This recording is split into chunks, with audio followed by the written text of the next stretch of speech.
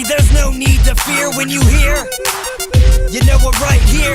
We got the crew and we're ready for a game time. You're not ready to step inside a deranged mind. Yeah, this is what you came here for. We got machinima news and fuck yous. It's the goddamn ward. Sorry. Wow. Good job, what's host. up? What's up, everybody? I know. What's up, everybody, and welcome to another episode of the Wardcast, your weekly source for video game news, machinima, and survival horror discussions and updates on the word, and more. Whoop, I put the emphasis on there. I forgot there was more. And more. And more. And more. I'm Jazz Rich, and I beat up Sean today with a hockey stick so I could steal his spot as the host. But he's also here, and he's beat up Sean Clark. Hi, hello. And the amazing and all powerful. His voice was supposed to say Alec Fennell. Did you know that in some of China's prisons, they actually get the prisoners to play World of Warcraft to mine gold, just so they can sell it on to lazy World of Warcraft players? So funny. Soon to be Also- turned into NFTs and cryptocurrency. Yeah. Also, can you say "did you know" again the same way you just said it? Did you know? Because like you hit like this pitch that I've never heard you do before. You're like, "Did you know?" Like, anyway, I don't know. I'll have to play it back later. New voice. Maybe. Perhaps Yeah. my balls dropped. Hmm. You might want to pick them up. Shall I see? They're gonna get dirty down there. So I'm gonna start us off by apologizing. We missed the part. Also, that we missed the Wordcast last week. There was a lot of stupid reasons, but really, I'm just gonna go ahead and blame climate change or Sean's microphone. Yeah, it was my microphone stand again. Yep, it fell, fell and apart. knocked down everything. Yeah, it Also- knocked down my whole house. I have a new pineapple. I feel like I have a theme to follow here. Pineapple cups. I don't know. I'm gonna forget to clean it and then throw it out and then buy a new one. So yeah, this is the part where Sean usually rants about something, and I didn't have anything to rant about. Do you guys have anything you want to rant about, other than the microphone stand? No, it's okay. It's functioning Wow. properly at this point in time. No complaints. Hello, It Lee. says konnichiwa. Don't fucking do it. Oh, let me put the chat up. There we go. Wow. It's your first time. I wasn't prepared. I thought you were gonna bitch about something. I had something before I Yeah. knew you were gonna host, and then I just totally forgot about it. You know, I can rant about something. Don't you just Go for fucking it. hate it when Sean has nothing to rant about? I really hate that. I'm just gonna rant about Sean not having anything to rant about. I missed the I need my- ba-da-ba-ba-ba. I need my negativity juice. I mean, come on. your nicotine. the patch. Nicotine. It's the gum that you can chew to prevent negativity. I am a product of the times. All right. If everything was positive and beautiful and wonderful with the world, then I would be talking about good, positive, great things. If Resident Evil didn't suck ass, I'd be happy with Resident Evil. If video games were not going down the shitter, I'd be like, hey, look at all these great games and look at the quality of the industry and blah, blah, blah, blah, blah, blah, blah. But no, we talk about news. That's what we're here to do. Talk And about the rantings of Sean the Clark. world of video games, and it's not in a good place. There's your rant. Boom. I was I gonna mean- say, speaking of sucking ass, but then you kept going. No, it's dead. But I was actually gonna say, speaking of whatever else you said, and I forgot what it was because you said sucking ass. It made me laugh. Yeah, but yeah, no rant is good rant. Hey, Alec. Yeah. Hi. Hi. How was your week and stuff? And you're going to ask me how's my fuck? How's your fuck? Yes. Old fashioned Wait. fucking. It's what you did last time. Sorry, Alec. How's your fuck? You fuck. My fuck was good this morning, you know. God damn it. Did See, some this is stuff. why I don't ask. You asked last week, no, 2 weeks ago. Probably regretted it. And then You did. suppressed it. Yeah, so I played more MGS5 Ground Zeroes. I played a bunch of BitLife because I got into that recently. It's like a Android thing you play on your phone. BitLife. I played mobile games. How fucking dare you, He's a you gamer piece to the of core. shit traitor. How could you ever play a mobile game? Ever. I mean, I still play Pokemon Go like daily, so Does it pay you? no. I play it for fun. What is Anyway. fun? What is fun? I've never heard of this before. It's Nuff backwards. Wait, no, I forgot. I used to know. It's been a long time though. Conrad. I did play a bunch of other games, on some consoles. I played South Park, PUBG, Star Wars, Shadows of the Empire, whoa. South Park? Which one? N64. Oh my god. I remember even wanting the to new play one. that game so bad, like forever ago. I was like, because I was in South Park. South Park was a big deal, and it was like a shooter, like Doom and all this shit. And I heard all these like things that built it up to be like this amazing thing. And like when I finally played it, like a couple years later, after the hype had died down, Epidemic. it was very disappointing. That game is fucking terrible. It's really bad. But like at the time, it was one of those games where I was just like, oh god, this sucks that I don't have an N64. I want to play South Park, and then you get there and you play it and it's shit. Yeah. By the way, is the N64 working? Have you got it going? I don't know. To be fair, the only reason, well, there's that too. There's two reasons. One, I've been sleeping and dying. And the other one is because like I need my CRT TV. I have to dig it out and hook it up and all that shit because the cables that you sent to me are composite.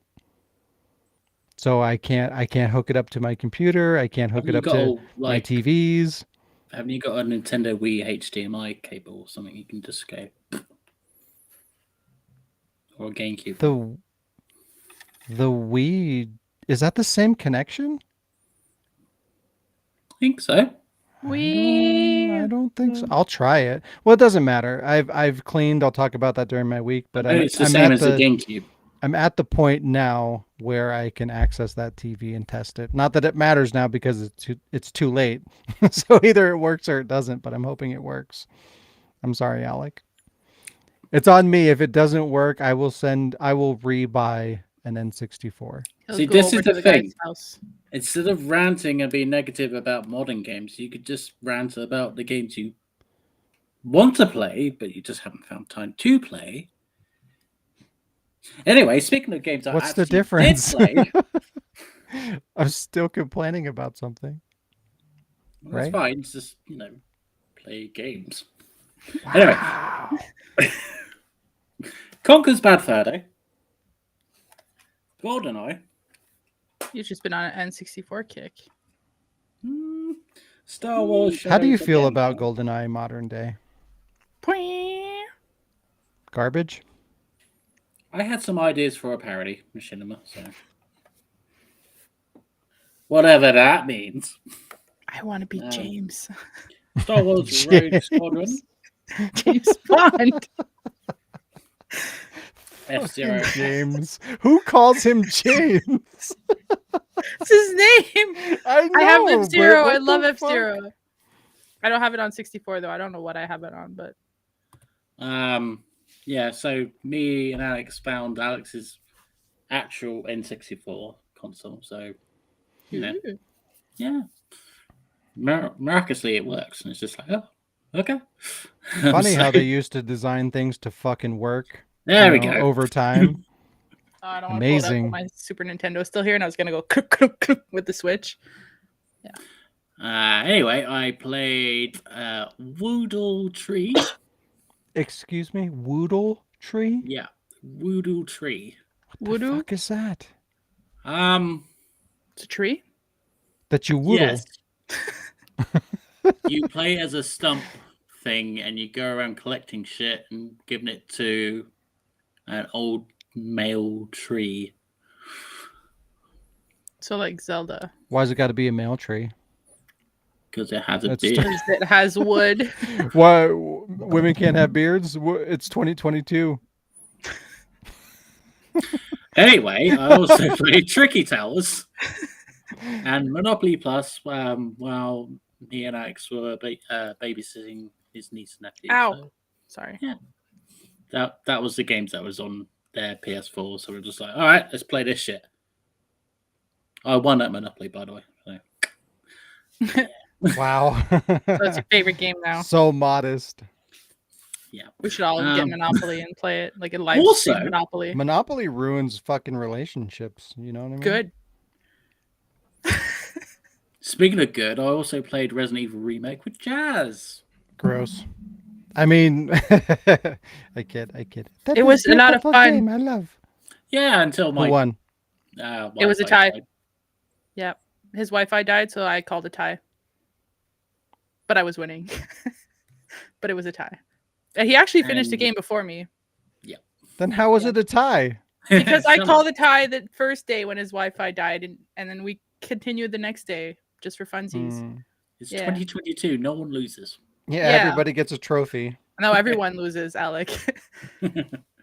I watched a whole bunch of stuff. I watched Merly, Dare to Know, a bunch of uni philosophy students. Yeah, that's all right.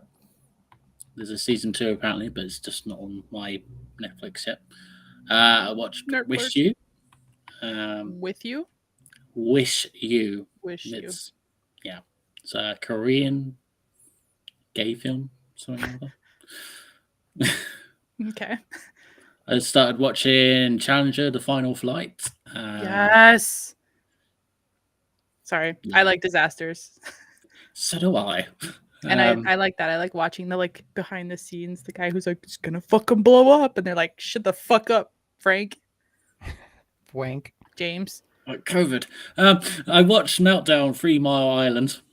Me too. I love it. I watched Fire Chasers, so that's good. Alex on a roll. Yeah, I watched Young Royals, TV show about a prince. I think I talked about that. I think so. Yeah. I watched Game Boys Level Up Edition. Hello, Sasha. Hello, Sasha. It's my Game Boys. I've been on a bit of a gay kick this week. It's been crazy. Gay kick? Yeah, so like just want to make sure I heard right. Gay kick. What? Gay bashing. Wow. Gay bashing. Yeah, so Game Boy's Level Up Edition is a show about 2 Filipino boys who play a game and ends up following the other one, and then eventually they meet up, shag during COVID thing. Is it? I want to clarify. Is it Gay Boys or Game Boys? Game Boys. Is it Pet Smart or Pet Smart? Game Also Boys. watched Gotcha. It's whatever you want it to be. Snowpiercer season 3. That was good. I think that's done now. Judging by the end of it, I think it's done. Also watched Senior Year, which is quite fun. I thought it was good. Yeah, that's right. Also started watching Colton coming out, about an NFL player coming out to his friends, family, and the church. And so far, the only one that had a problem is the church. It's a big surprise. The church against gay? No, I can't believe it.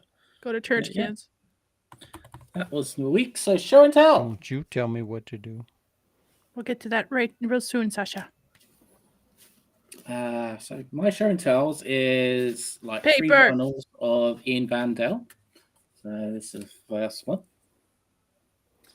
Wow, could they have put less effort into that cover? Who Ian is Van it? Dell. It's a trance vinyl. You probably won't look it, but yeah. I heard Howie Mandel.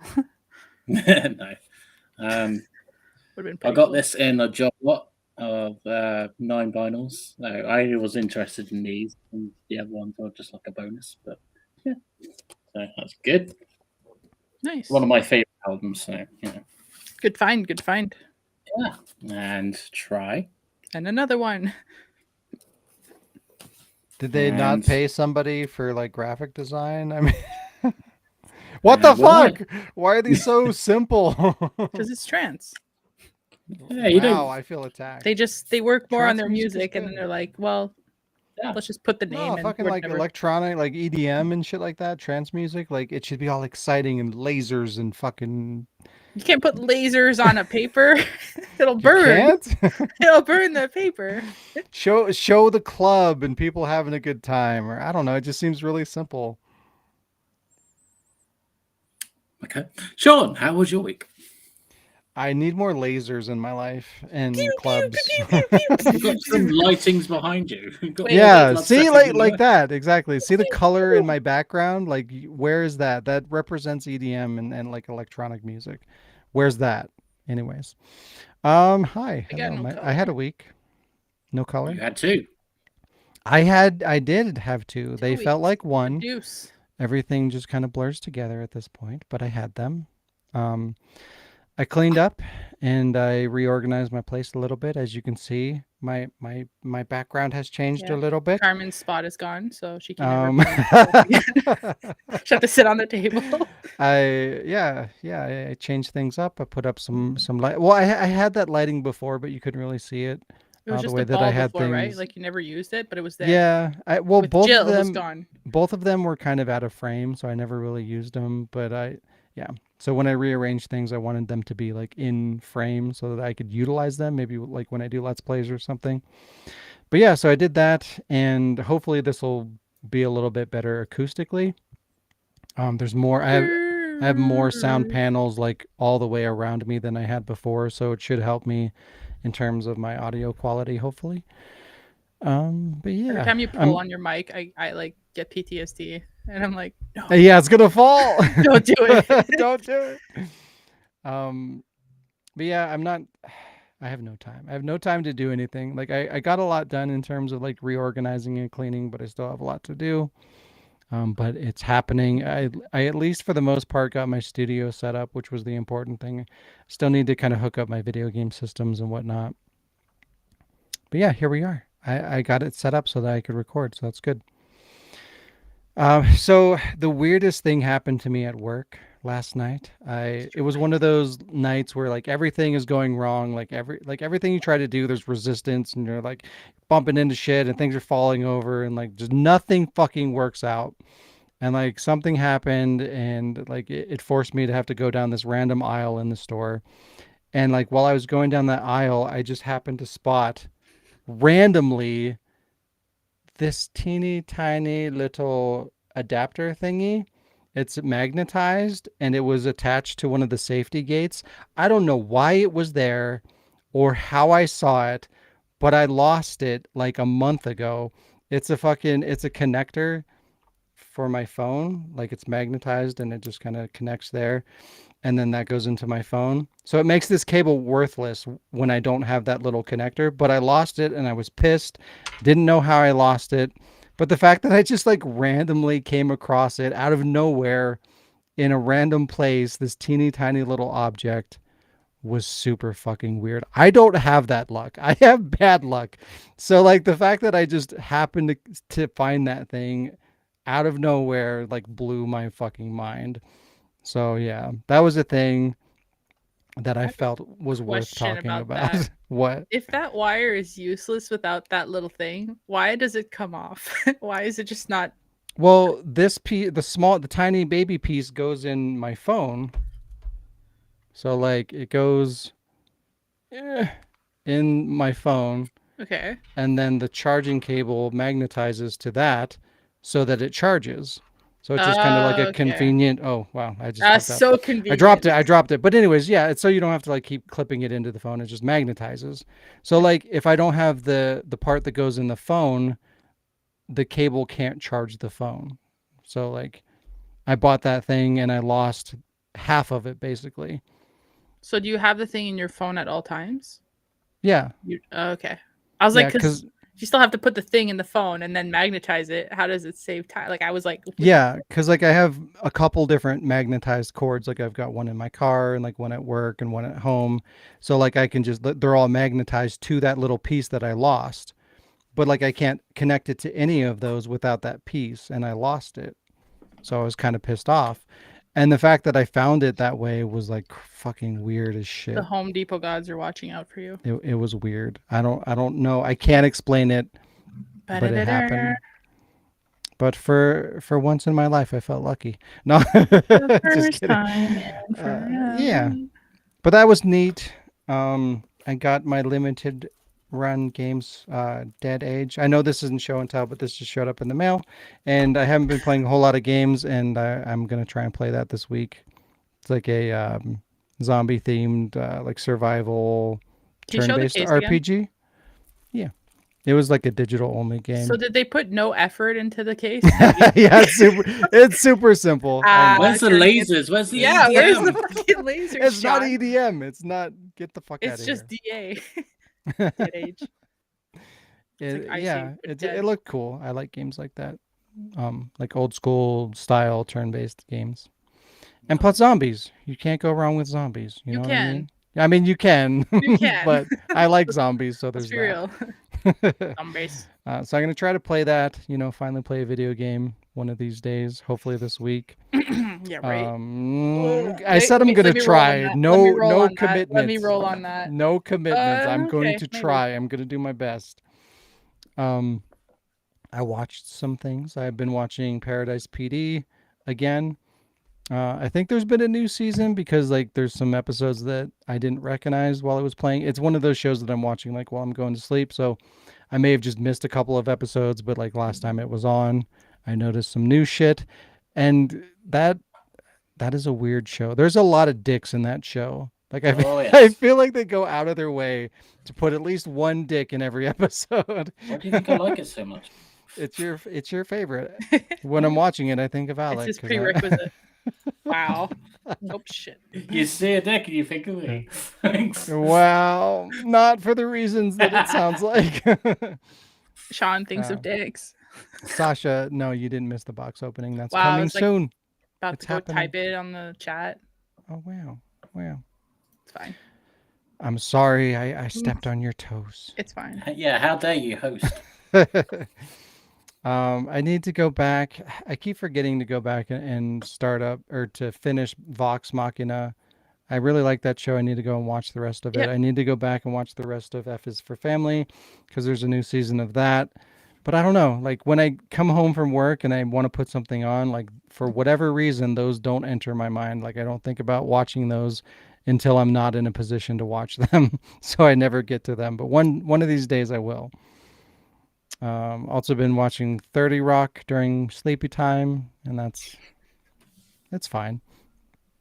I started Stranger Things season 4, and Wait. oh, look at you! That's why I'm not wearing a white shirt. I'm sad because this is the final season, right? Or But well, it's only part part one. Yeah. But also, I haven't started yet. You haven't what? Nope. I'm At all? saving that tomorrow. I had so many things to do this weekend that I budgeted my time. Stranger Things is tomorrow. Binge your things. That's good. I'm 2 episodes in. So far, it's good. It's just weird because like there's so much time between each season, and they grow up more and more. So like they keep getting older, and it's really weird But because like you they kinda kind of have to. pretend. Well, I know, but they kind of pretend like they're not older.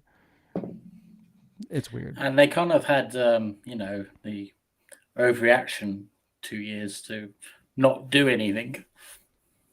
No, they've been filming. They've been doing stuff. Oh, okay. Yeah. I was gonna comment about a thing, but I probably won't. The new monster is weird, and yeah, that's all I'll say. I already know who the big badass is because they revealed the name, and it's a thing from D&D. Oh, really? Yeah. That makes sense. Yeah. Yeah. But there's a really cool kill that happened. There's a kill? Fuck, I'm not watching it now. I'm out. Fucking Yep. spoilers. Elle's dead. No. Again. Again. Yeah. But yeah, so far it's good. I like it. They need to get a character named 9.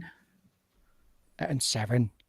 No, because 9/11. Jesus. Wow, but 7. Gosh, And then I think the last thing that I watched was, or am watching, in the process of watching, is Guardians of Justice. And has anybody seen it at all? No. Yes.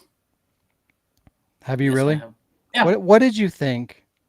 Because like I have mixed emotions. Like I love the idea of it, like the vision of it, and like what they're trying to do, and like the music, and there's like pieces of it that I absolutely love. But like I feel like the execution is kind of weird. It's a bit hard for me to watch it because there's a wrestler that plays a role in it, and so I Right, haven't seen that wrestler. Diamond Dallas Page, Yeah, right? Yeah, I thought I recognized that guy. I was just like, all right. So I kind of watched it, and I'm just like, huh. But yeah, Like they're clearly doing like the whole thing. The whole idea of this is like the bootleg, uh, what is it? Bootleg franchise or saga or whatever the fuck yeah, he's calling it. It's bootleg. It's a knockoff, right? yeah, So like there's fake Batman and fake Robin and fake Superman and like all these like knockoffs of yeah. like superheroes, and I would say it's they're a bit more adult themed yeah. superheroes. But that's the thing. Like I feel like this came too late. You know, there's a couple of animated Yeah, shows that did this better, and then you have like The Boys, which did it really well. You had Kick Ass that did it really well.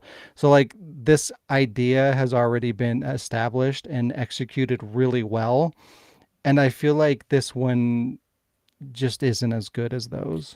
Like it if it had might. come out before those movies, then yeah, this would have been cool. But I feel like it's failing to deliver on the premise. Yeah, I kind of feel like after the Avengers Endgame or whatever the last Avengers one was, like hero movies just kind of like I don't know that I'd go that far. It's more that like there's this trend of like the anti superhero movie, you know, where it's like, oh, it's dark yeah, and gritty and everyone's dying and blah, blah. You know what I mean? Like they're trying to do the yeah, opposite. That's kind of a thing that's taking off. But I feel like the companies or the whatever the movies that have come out before this did it better. So it's like we don't really need more of it unless it's going to surpass what was done before, and this doesn't really do that. no, But yeah, there's interesting things. I like the theme cosmetically. Some of the stuff looks cool. Some of it looks really terrible. The music is pretty good. And I like some of the general ideas of what they're trying to do, but just the performance is kind of bleh. Bleh. Bleh, bleh, Lynn. Yeah, that's it. That's my week. Show and tell. I found when I was cleaning stuff, I found this. I'm gonna set this up. I have a stream deck that I got like a year ago that I haven't had time to set up. So I want to connect that hopefully this week, and then I can start using my sound pad again. Hopefully, if Stream everything goes Deck. smoothly. But yeah, like that's kind of the goal, you know, with setting up the new layout for my studio and repositioning my camera and putting up the lights, and I'll have the stream deck and I got the new mic arm and stuff like that. So I want to be set up to do more content is kind of the idea. I want to do more Let's Plays. I want to do more like new kind of ideas with the podcast. I want to, you know, jump into machinimas more and kind of be ready for that. So I'm investing in the ward basically. Yeah, I want to do more shit. risky. Alex headphones Wow. look like How Alex, dare you? your headphones look like the face of a jack-o'-lantern. Like to the side. Oh yeah, they do. Like the little smiley faces. Yeah. You have to do this real quick to be able to see it. No, So, I'll say it. I feel I talked about the show and tell that I wanted to do before I got your box, so I want to do those real But quick. then I was It's like, dice. no. It's Resident Evil dice. What? Yeah, for the Resident Evil board game. They come in a Wow. vial for yeah. So there's those, and then there's these. They're not numbered dice. So Yeah, you they're for can't the use them. You can't use no. them in your D&D stuff, but The nerd store has those Yeah, for like they're- different kinds of games. The Resident Evil 2 board game. yeah, for the Resident Evil 2 and 3 board game. I've They got each 3. have their own special dice. They're But not since you like, love they're dice, I not figured I would share cool those dice with you. like this guy with like well, they're still cool on there, like, Whatever. that one looks like there's blood in it, so it's kind of a Resident Evil dice. Yeah, one of these Okay. days I'll play that game. Maybe. I mean, I got it. Jazz, do you have it? Have what? The Resident Evil 2 board game. Oh, I didn't know Yeah. you had it. Yeah, I got it. Yeah, he Oh, talked about shit. it. He talked about it a couple times. I don't have it. Well, you need to get it so that we But can I mean, play. if we play, I can just follow on yours. I'll cheat I off know. you. That was my initial idea, Alec. but since Alec has it, like you should just get it, and then Well, we'll I all guess I'll have have it. to go on a trip and visit one of you guys and play there. Fine. I Fine. guess. Wow. I don't wanna. Or just Alright, one of so- us just bring it over to Canada and just play it. Yeah, that way I don't have to buy a passport. I like that plan. Or swim across the river. Oh, he's got a knife. A knife. My show and tell is murder.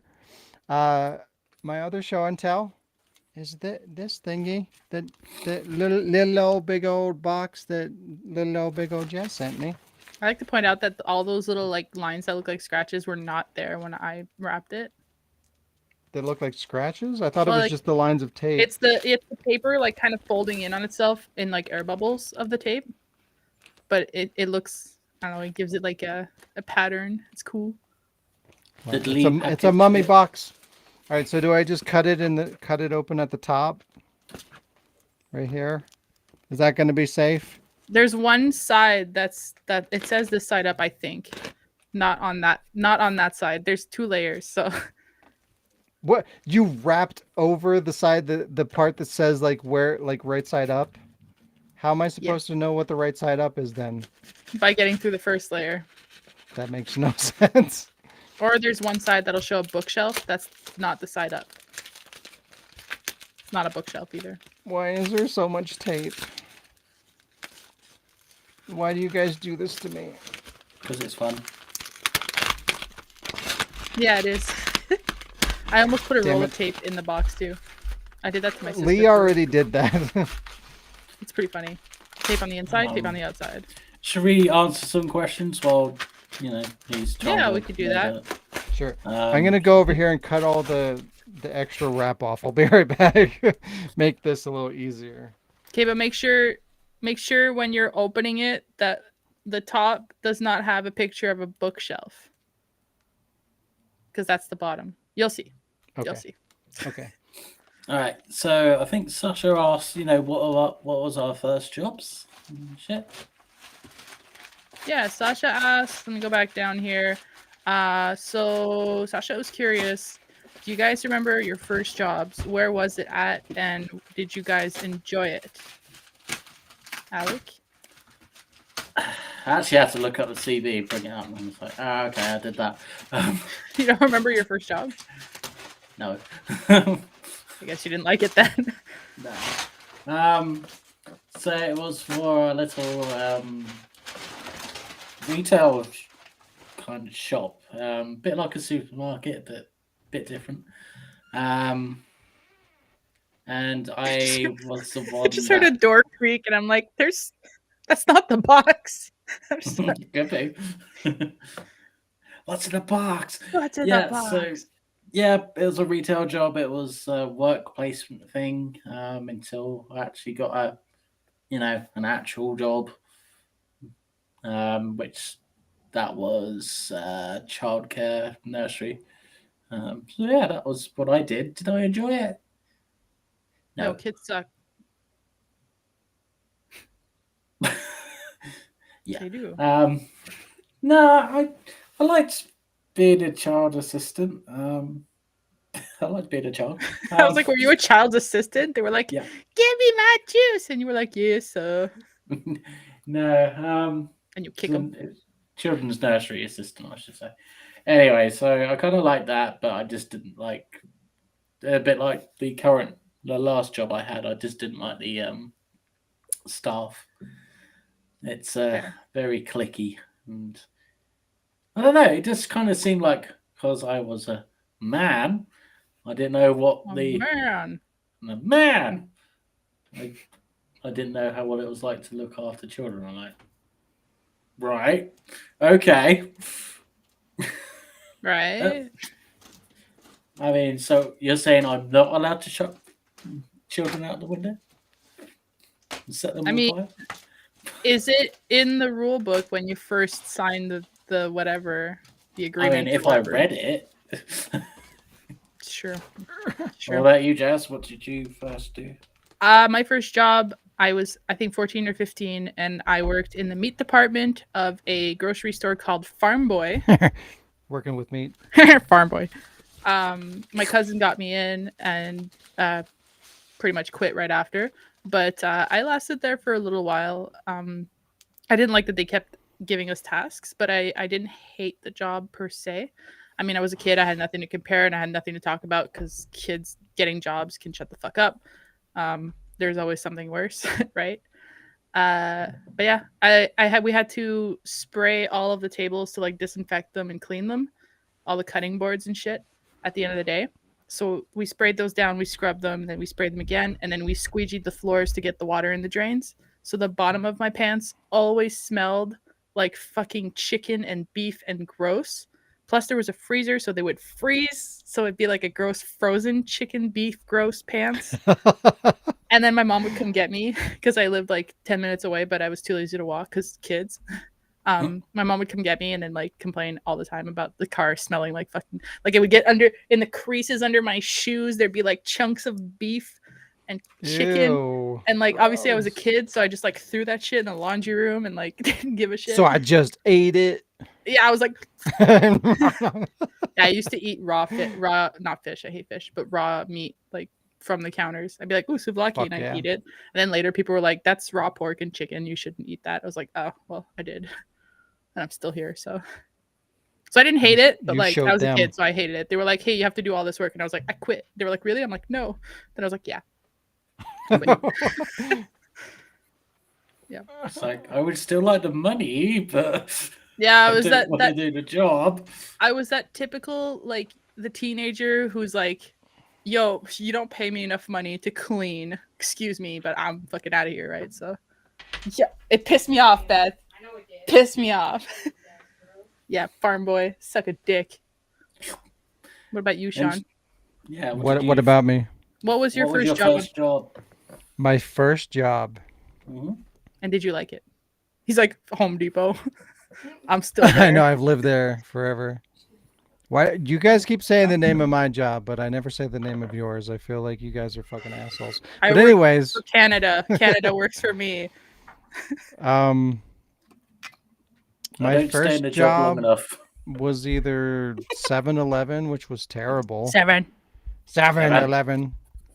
I worked there for like a couple months or something, and it was the worst. It was graveyard shift too, for the most part. Yeah, oh No, god, it was we awful. did those at Tim Hortons, and they were the worst. Yeah, I was like 17 or something like that. It was 17-year-olds are terrible. the worst too. And then I think shortly after that, 17-year-olds are the worst too. After that, I worked for the Mattress Factory, which was my brother's company, and I worked in a warehouse, and we did like deliveries, and whew, that was rough. We literally had to like pick up and throw around king size and queen size mattresses like on our own all day long. I don't know if you've ever picked up a king size or a queen size mattress that's like dense, but those things are fucking heavy as shit. So throwing those around like all day, every day for 8 hours, yeah, it's very exhausting. I remember that job being very, very tiring. Not as tiring as my current job, but you know, whatever. It was rough. Sean, Beth wants to know if you got a lot of lice working there. Lice? Yeah.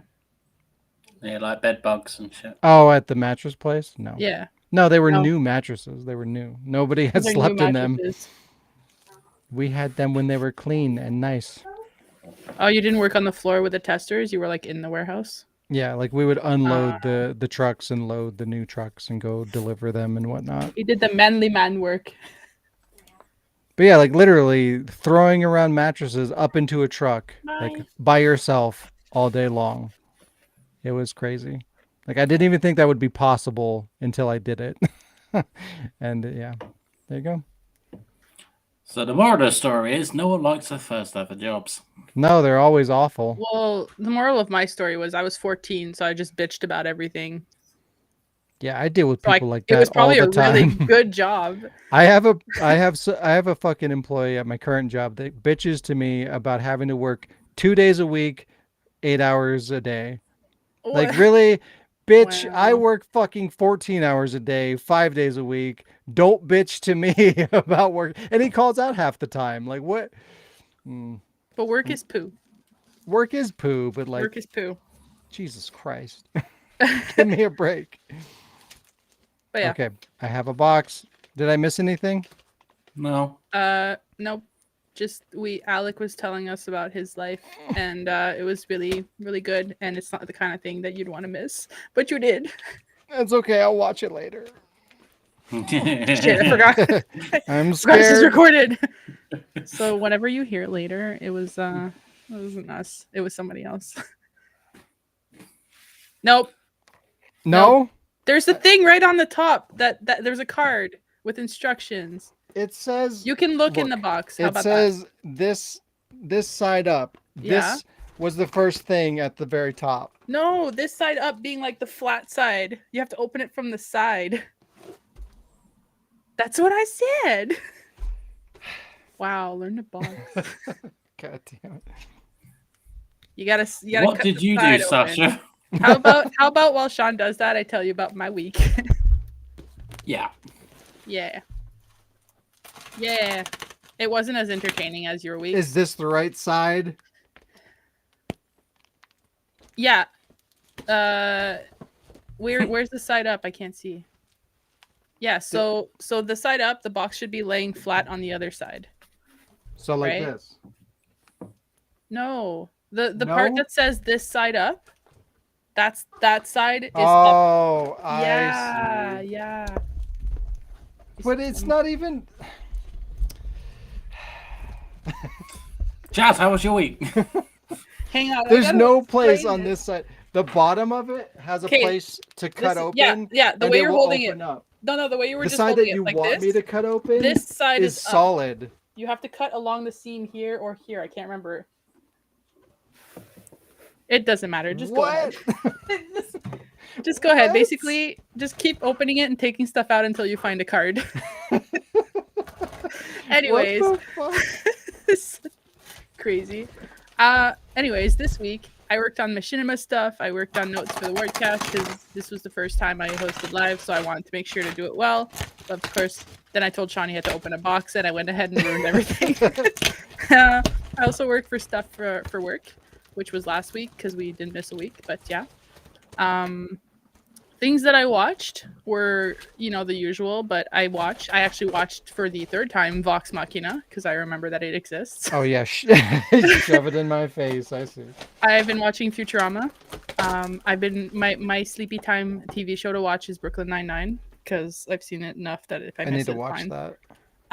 And then I found on Amazon Prime a live action series of The Tick, and it has been the most entertaining fucking shit I've ever. You guys were talking about superhero stuff earlier, and I was just like smiling because I really, really used to love watching The Tick. Like I have it on DVD for the cartoon, and they've made a live action movies which are kind of like super cheesy, but still entertaining. But this one, it's new and it has Peter something.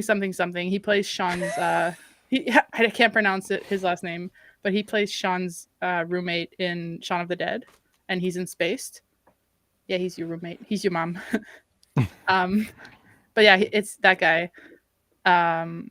And it's actually so funny. Like I fucking loved it so much. I'm not done yet, but and the girl who plays, I don't know if you're familiar with The Tick, but his assistant Arthur like has a sister.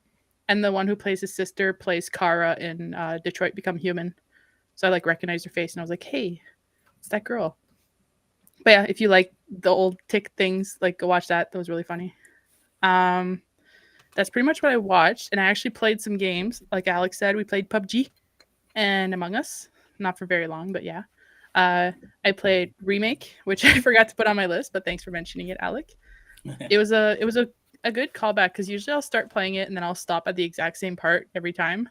So it was nice to have like somebody else playing it, so it kind of like kicked you to keep going, especially after dying once or a few times. Yeah, I died like 4 or 5 times.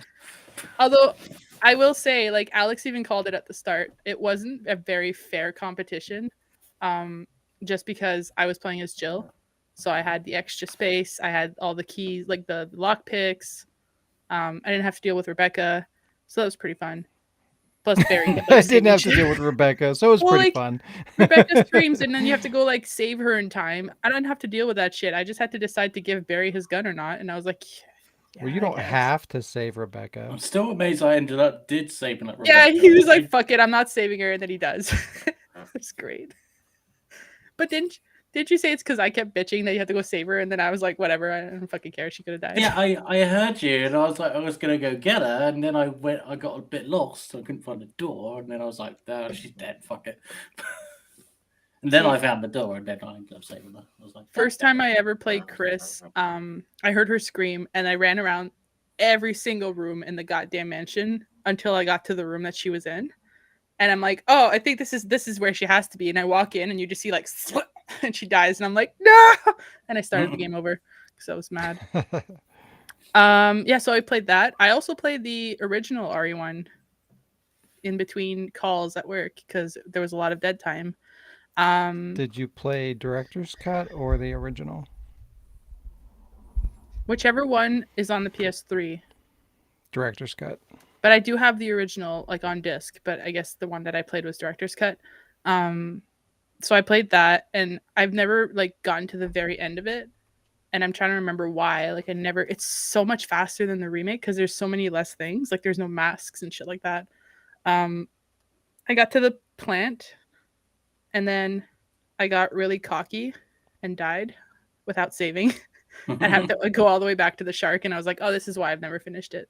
So yeah, I played some Elder Scrolls Online because I always do. And then yesterday and today, because I got a card to get more games on my PS4, I saw that they put the Blood Rain revamped for Blood Rain 1 and 2 on the PS4. I'm so excited. So I can do machinima, I can do like Let's Play. I streamed it a little bit today, but then I got frustrated because I kept getting killed. It was my favorite game in high school, which leads me to my show and tell, my OG Xbox. Yes. Yeah, from Blockbuster. That sticker's gone, but this was my favorite game in high school. I don't know why. I fucking love it. And I remember like playing the shit out of it. So good. It is good. And the fact that like I think my disc cuts out at specific times or whatever, but I'll never get rid of it because it's OG Xbox. Like I almost got it for the PS2, but then I was like, eh. So yeah, now I have it like on the computer on PS4 so I can play it and enjoy like a revamped, which I was talking a little bit about it earlier. I like that they didn't like redo the whole game. They just kind of made it a bit prettier, fixed the audio, and also Laura fucking Bailey. So, you know, there's a plus side to everything. And yeah. I love Blood Rain. I wish they'd bring it back. When I first got the second game, it came with the movie. We don't talk about the Listen. movies. Shit. We talk about how bad the Resident Evil movies are. Oh, no. The movie is a fucking disaster. And it's funny how shitty it is. But like it came with the game. But my computer doesn't run it anymore. So at least now I have a way of playing it, which is great. Yeah. It's so shitty. So Anyway. What do you want from me? All right. I cut open the top of the box, but you want me to pull things out of it blindly. But you also want me to find a card that has directions. So what am I doing? So I don't. What part did you open? I saw you cutting. The whole flop opens now. Yeah, so you can just open it and the flap here. Yeah, you can just open it and pull stuff out. You don't have to like. You can. So look. I don't need the card. Or wait, am I looking or am I not looking? You can look because I feel like that's gonna take too long if you don't. There's two things that are wrapped. Those are the last ones, and the instructions aren't instructions. They're just like they're stupid. Should I open it away from me or? I mean, you should put it on the floor or the desk or something so shit doesn't fall or so you don't get hurt. I don't want you to get hurt. Yeah. You don't have to read the card on the Wardcast, except for the instructions. I don't see a card. I see Batman. I think it was under the Batman thing. Oh, is it? Okay. Like, I think I put it in the box under the thing so it wouldn't get damaged. You can read that. I don't care. It's been a while since we had Batman on the Wardcast. Batman. It's been a while since we Batmaned. That thing has been sitting in my room waiting to be sent to Sean for like 2 years. It's beautiful. Yeah. It's scratched up like that batarang that I showed during one of my show and tells. Well, It fits. I got it at a thrift store for like $2 or something. So It says this plaque was dedicated to Jonathan Clark. Just kidding, it's for Batman, but I can't tell you he's actually Bruce Wayne. Or I can. No, I can't. I can't read. I can't tell you he's actually Bruce Wayne. Fuck. Oh well. Batman. So it came from a store called Value Village, and I ripped off half the tag just so I could keep the part that says Village. Suck. Yeah. How dare you?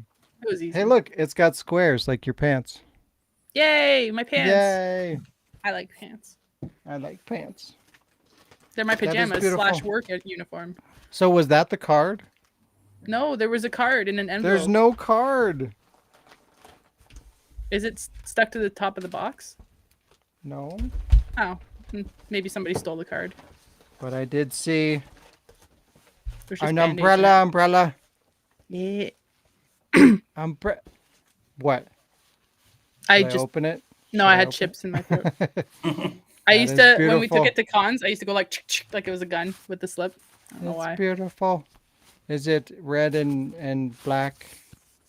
And red all over. If there's blood on it, don't worry about it. Excuse me? We took it to a con or a zombie walk, and somebody was spraying fake blood, and I think some of it got on the umbrella. Do I open it? protect- It has glitter on it. Yep. It's glittery. The entire box probably has glitter. Should I? God damn it! Should I open it? It's up to you. Yeah. Should I open it? Yeah. Can I open it? Oh hell! There you go. Does the top come off, or does it just stay like scrunched up? No, it should pull off. It It's doesn't probably look just like stuck it. or something. Oh, the top. Sorry, no, I thought you meant Oh, the cover. do you like unscrew it? No. You should just be able to slide it right off. Like the cover. I don't think so. I think it's just stuck, Wait. yeah. Oh, okay, yeah. I got it. It's like This snow is pants my when they first get time stuck. using an umbrella. Okay. Umbrella plotted it from the start by Umbrella. Oh, hell. Umbrella. Do I have room to open it? Is the question. Now, Shayla, if you're watching this, I know that was the umbrella from Resident Evil 6. I just felt bad I never ever used it, and I knew that with like an actual collector and stuff. So we're sharing an umbrella. So if it rains, Sean has to send it back to me. I don't know how to umbrella. How do I umbrella? Find a clip There we in the go. middle of it. Oh God. It doesn't rain in Colorado. Oh, Yes, hell. it does. I like the All right. fadiness of it. Like it's I'm not gonna just spend the rest of the episode like dirt. under Oh, shit. his umbrella. Ella. Meh. Hey. All right, let's see if we can do the rest of the podcast like this. Oh my god. God damn it. Here we go. It's beautiful. I've Get seen your mom to this. come down and just hold the umbrella. I've seen this on the Capcom website, and I always wanted one, so thank you. Thank you. It's beautiful. Umbrella. But can I do this one-handed? No. There's No, a 'cause lot you'll- you can do one-handed. Okay. Wow, Alec, no. Like eat, put on Yeah. pants, Okay. drink. It's not gonna work. It's not gonna work. Oh Has God. to be. Also, you're gonna have bad luck now. You're gonna lose your phone thingy. That's fine. I was ready to lose it. It's like get stuck on the umbrella. I wonder where the card went. Okay. I don't know. Somebody stole it. Swear to There God, is if a I wall find it- scroll. What is Upside it? down. It's upside down. It's pants. It's pants. It looks like Leon. It's pants. It's pants. Leon. I Hey, don't that's- know what he's that's aiming me. at. That's me. you. It's me. Did you Hello. already have that? No, I don't have. I have. No, I don't. I don't have it at all. I thought I had like a paper poster of this, but I don't. Because I have like 3 Resident Evil 4 posters that are like paper, not fabric. But Oh, this that's is a not. Re- This is it's not not one Resident of them. Evil 4. It's dual. Oh, my bad. Yeah. But it doesn't say get fucked. I almost wrote it, but then I was like, I don't want to like damage. Why is there like a stain by his crotch? I don't know if you can see Nah, that that was or my not. fault. Yeah, I'm concerned. it originally came from Alec. I means gotta go two wash my things. hands. Don't worry about it. I have to wash my hands. I've had that There since is I another was one. pretty much in high school, or since the game came out, probably in high school. And I often walk around and like trip and like splash coffee and stuff. So most Let me likely, Look at the if there's comments. any stains, it's like the time I sent you a box and there was like a piece of my hair because it like flew in there. It's fine. I'm It's reading fine. the comments. Let me get caught up. Hold on. Sasha said you were complete. There was no pause, but there was. Lee recommends not to do the live unboxing for the 2022 box. Yeah, that would be a nightmare. Yeah, no. Well, considering the last unboxing that I did that still isn't even He's still watchable. unboxing it. Yeah, like that video is like 2 hours long. So yeah. Yeah, you'd have to make like an actual live unboxing, like not Wardcast, but Right. actual. Yeah. Like, y'all got 4 hours? Let's do it. Plus. It's funny. I legitimately have never used an umbrella. Like never. I've never. Who raised you? Well, I don't know. I've never needed it. It's I raining. guess. Sean's like, if only there Like, was it's like something usually that I'm could just- stop this. Well, like I don't need to go out and buy an umbrella. Like usually, if I go out in the rain, I'm going to like the store, and I'm gonna run from my car to the store, and then I'm done. Like I don't need an umbrella for that. I can stand a couple of drops of water on my head. I'll be okay. Looks like somebody had a ride to school every fucking day. Was the rich kid? Didn't I've have to never had walk. to do long walks in the rain. Okay. Wow. I like the rain. So do I. See, it's Yeah. fine.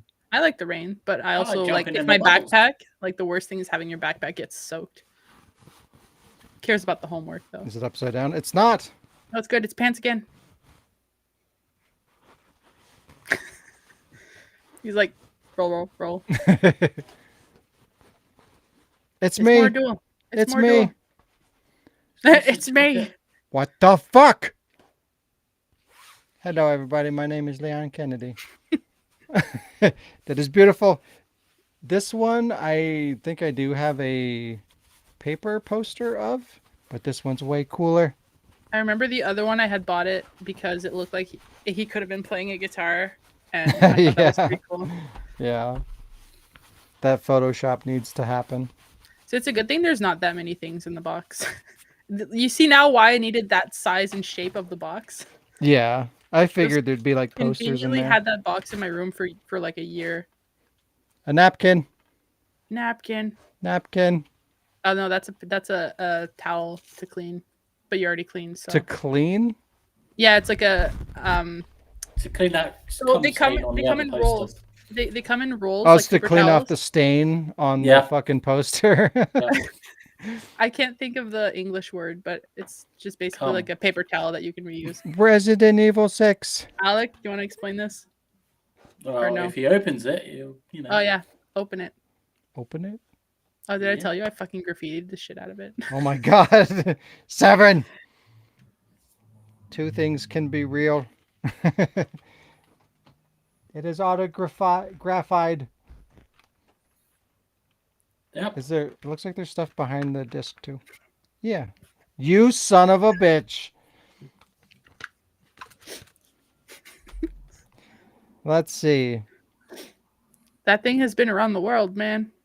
Hmm? It was a good idea, Alec. Alec axe funnel 31 10 20 fat ass crocodile. Jazz put quote canoe rich. Jazz quote canoe. Oh, I see. I'm reading it literally. Jazz canoe rich 11 5 22. I'm uncomfortable. I couldn't think of a thing And I say a lot. village. So God Yeah. damn it. And now, Sean, you have to sign it. And Jazz says, "Hi, I'm Jazz." What does that say? it's just Alec had like a super good quote from Dino Super Crisis. So I was like, what do I put? What do I put? And I just put I'm uncomfortable. Because I usually am. It says I'm here for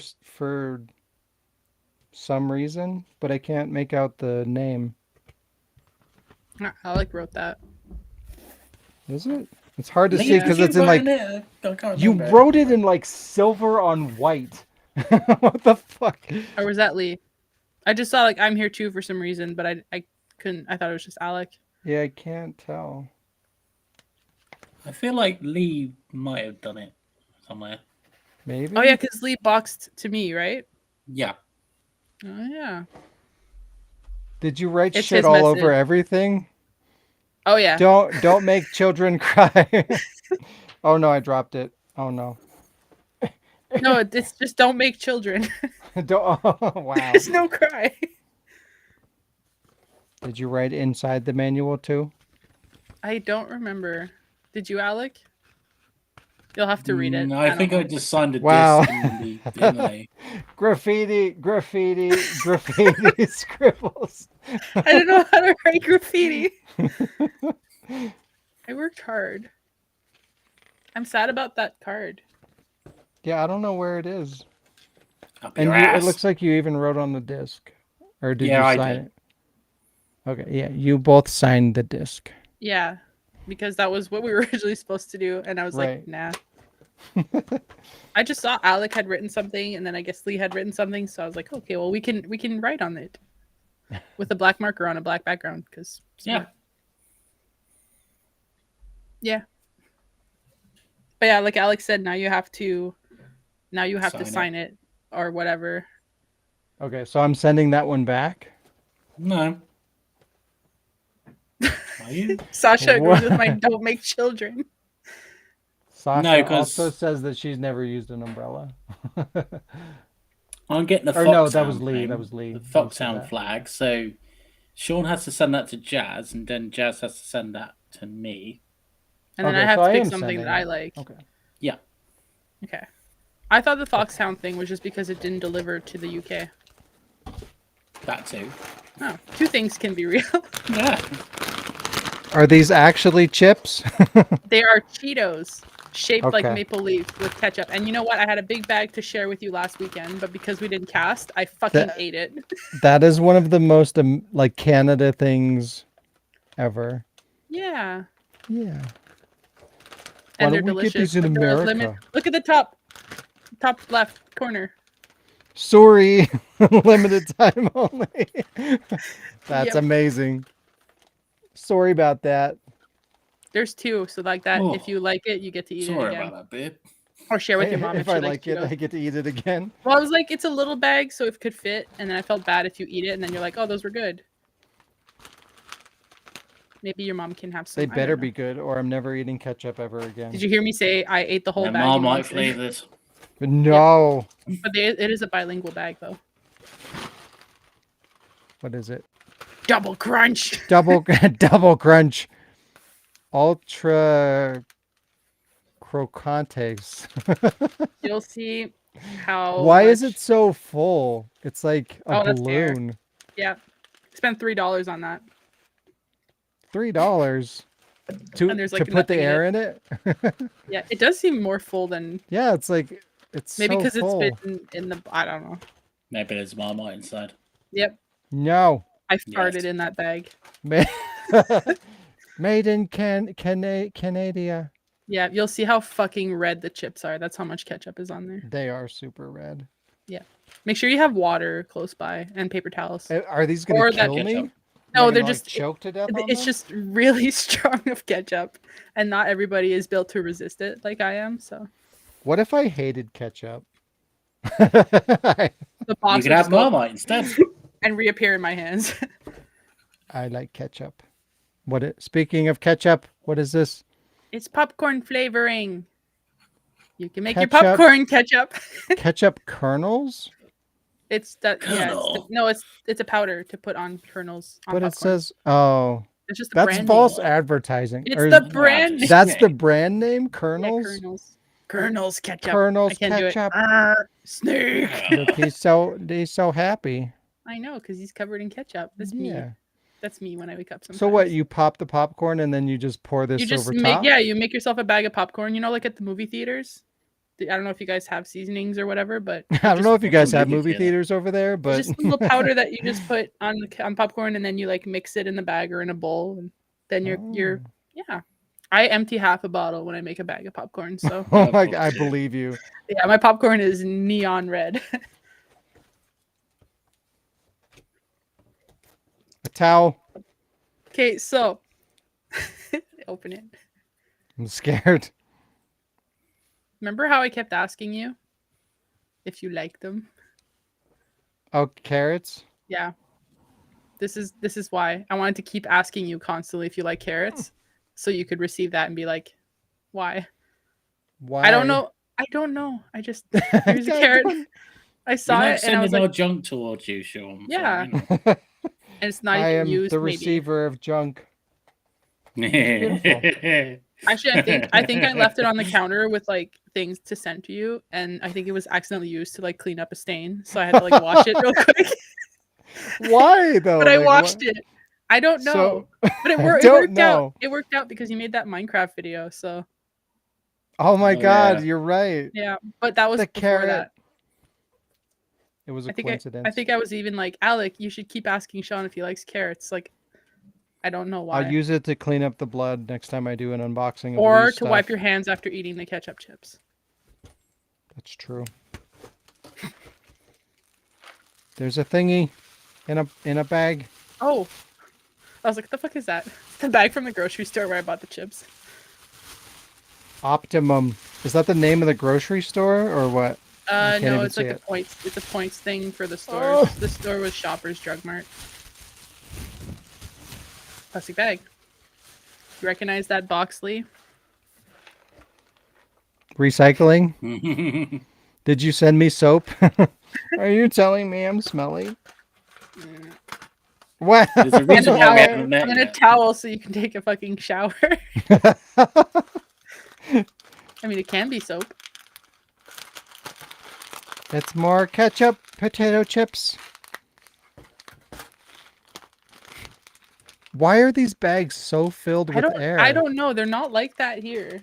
That's so weird. I think it's just because they were trapped in a box.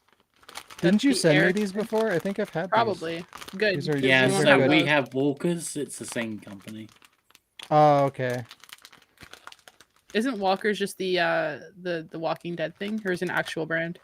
Yeah, we just It's eat both. zombies here. Oh, I know what this is. Yeah. Oh my God, why is there so much tape?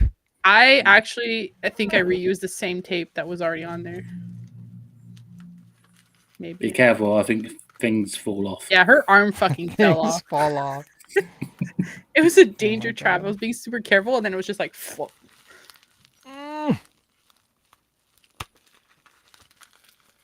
That's OG bubble wrap from the UK. From the UK. It's weird how I got it from wherever I got it from, somewhere off eBay. Oh no. And I send it to Sean. And Did her Sean arm sends fall it again? back to me. I send it to Jack. And he's like, what the fuck? Why did you send this back to me? Don't you like it, you bitch? Oh my god, her I arm did love fall. it. Yeah, her arm fell off. She's just She's been torn she's apart by seen some dinosaurs. shit. She's been through a lot. yeah. Lee said she's already been torn apart by dinosaurs. Both of I them have signed fallen her apart. ass or something. I signed her ass cheek. Yeah. Yep. So Alex signed the leg. Jazz signed the ass. She got a junior butt now. I'll sign the boobs. How about that? How about that? How I about should have that? signed a dick. Regina. Regina. It's so random. Regina. So who does she So- belong to? I think me. Yeah. Right? Well, she's So- right. She's home So she finally made it home after after sitting in years- my room for a year. and- after a couple of years of a journey. She finally made it back. And then he Maybe throws her she's on a the ground. boomerang, just like. Regina Meringue. Yeah, there's no letter. There's another wipey thing There's With no way no- somebody with- took the card out. with nothing in it. Did it like slide out when you took the gift out? Would it stuck with the gift? Maybe.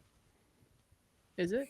Yeah, I just saw it. I was like, there's something very important in that card. There's Not another really. clean thingy, cleany wipe. Yeah, I had those to clean something like while I was wrapping the box. So it's just like my napkins last time. I just shoved them in there. And there's a wrapped thingamabob with so much glitter. Oh Yeah. my god, it is everywhere. It's courtesy from Beth. Now I feel God bad that you just cleaned. Damn it, Beth. So wait, before you open that, Open the is card. it the only two things? Yeah, it's the card. Ugh. So you have to open the other gift first because it was the gift from Christmas 2020. Oh, the moose one? Yeah, the moose in one. So do I want the card first or what? I mean, you can. You don't. Yeah, I guess. Yeah, sure. I'm dumping you. Here's your it's a Dear Sean letter. Am I reading the thing? You don't have to. It's pretty long. And I Read don't it. remember what it said. Read it. Okay. Read it. I'll read the front. It says, "Yay, a box. You can take stuff out in any order, but in the card, read the rules and regs last. Rules and regs, rules and regulations. But before going through the box. So yeah. Also get fucked." That's kind of too late for that. And they Yeah, basically considering this was the last thing I found, yeah. they basically just say, "Don't." Wow, is that how you open envelopes? Yeah. He's like, cool. Yeah, I do the same thing. Oh my god. Those are for your feelings. Wow, I have band-aids for my heart. Oh god. But look at the band-aids, Sean.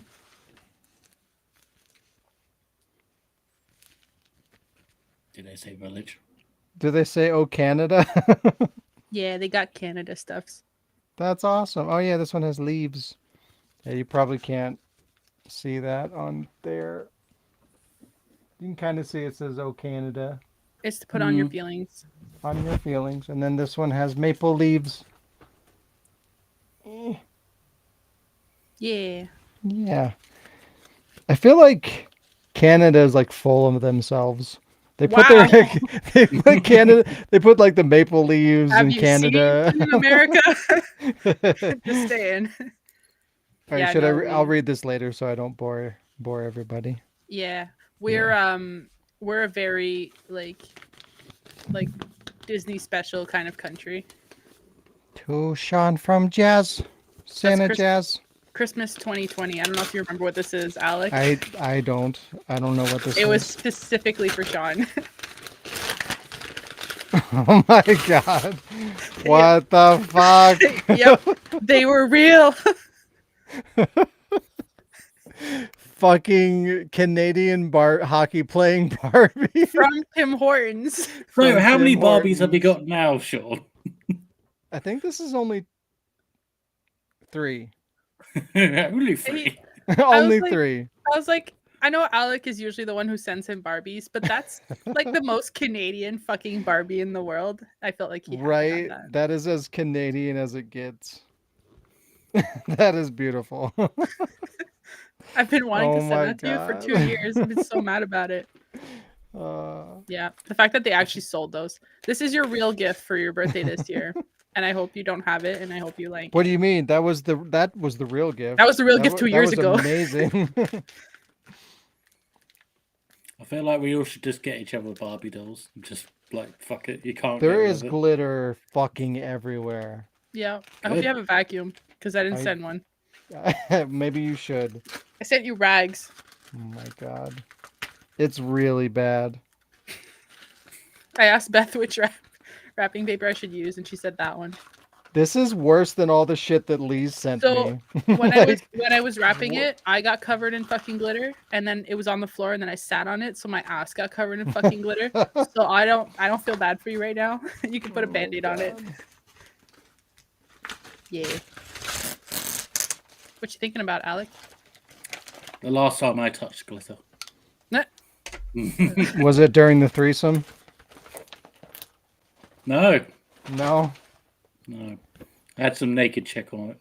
Oh shit, that's awesome. I've never even seen that. Yeah, apparently it came out a couple years ago, so I was like, ooh, my chances of him not having it. That's amazing. Friday the 13th, the board game. Ever since I saw it existed, I was like, I have to get that for Sean. Yep. They were warned. They are doomed. And on Friday the 13th, nothing will save them.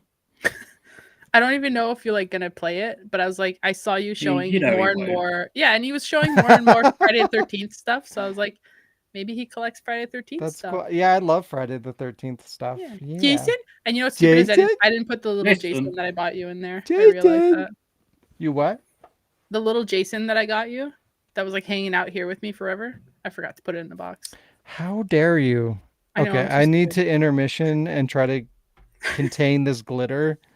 Well, while Sean does that, Jazz, what's your show and tell? Thank you. That is It was Blood beautiful. Rain. I love everything. My show and tell was Blood Rain. Oh.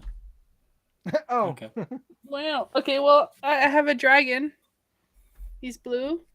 Dragon. What? Dragon. He's a blue dragon, and I don't know. I got him because I like blue dragons. Yeah. Yeah. Because, like, I don't know. If you remember a couple of podcasts ago, I showed you my dragon egg. And Yes. it's blue. So now I have a baby dragon. Yay. Ugh, it's so heavy. Yep. That's And Sasha, you should get a PS4 to playing games. yeah, she get a But- PlayStation. We should probably have warned you guys ahead of time because we knew this was going to happen, but this one's going to be a little bit of a longer run. Maybe. The worst is over. Just because I knew that Sean had to open the box, and I knew that opening the box was probably going to take as long as a week. Like just all the tape. The tape. I feel like if I didn't put tape though, never would have heard the end of it. Tape is important. I mean, it's kind of got some distance to go on it, so you kind of need to tape some bits. Well, so I like as a kid, whenever it was somebody's birthday and I was in charge of wrapping gifts, I always put way too much fucking Scotch tape. Still do. So it's an ongoing thing. But like one time I mailed a box to Diz and I didn't put that much tape on it or like brown paper or anything. Like I just taped the seams and like whatever. And when she got it, she said that the tape looked like, I think she said the tape looked like it had been taken off, but there was stuff that wasn't in the box that I had sent.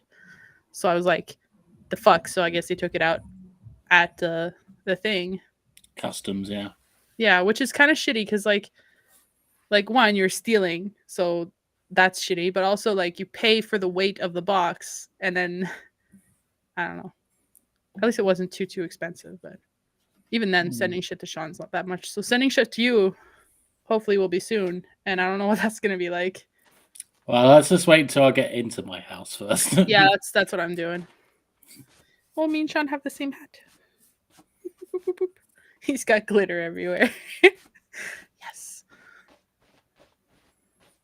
Trouble is, Sasha, it's customs. They have to check if they suspect drugs. Glitter or on something my in ass it, too. Mm, well, no, like if they can't open the box because they have 3D scanners, they just literally somebody took the things out and stole it.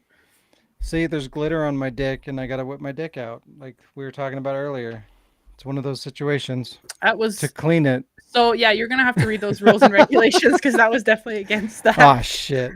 It was number 7. Do It's all whip out everywhere. glitter It's dick. on my chair. It's on my butt. Mm. Well, we got through our weeks in only an Excuse hour. me, I might need Yay! What? to Alex walks off and then just walks onto Sean's frame like, hello. Hello, I'm here to help let you me clean help off you. your dick. I mean glitter. Well, All right. Well then, thank you. That is beautiful. thanks for finally opening a I box. love I sent you. it. Hey, at least it didn't take a month or 6. That's why I Well, wanted you to 7. do it live. 7. Ah. Nah, we did it. You know what time it is? Hold Time on. to open another box. Yeah. Now to open Lee's box. It's time I wish I was wearing my shirt that says surf time. for... Okay. Okay, it's time for okay. It's time for okay. It's time for some Dip. moose.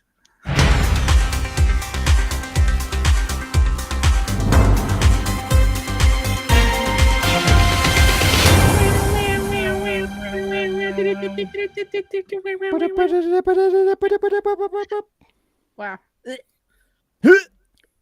So there's I've been checking the news actually for 2 weeks. Last week I had managed to find a couple of things. They weren't that interesting, but I just wanted something.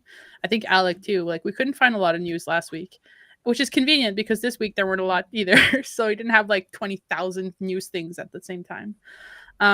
So the first one, and I think you're gonna have to hang on. Here we go. When you're ready, Sean. By the way, I made these pictures and I'm very proud of myself.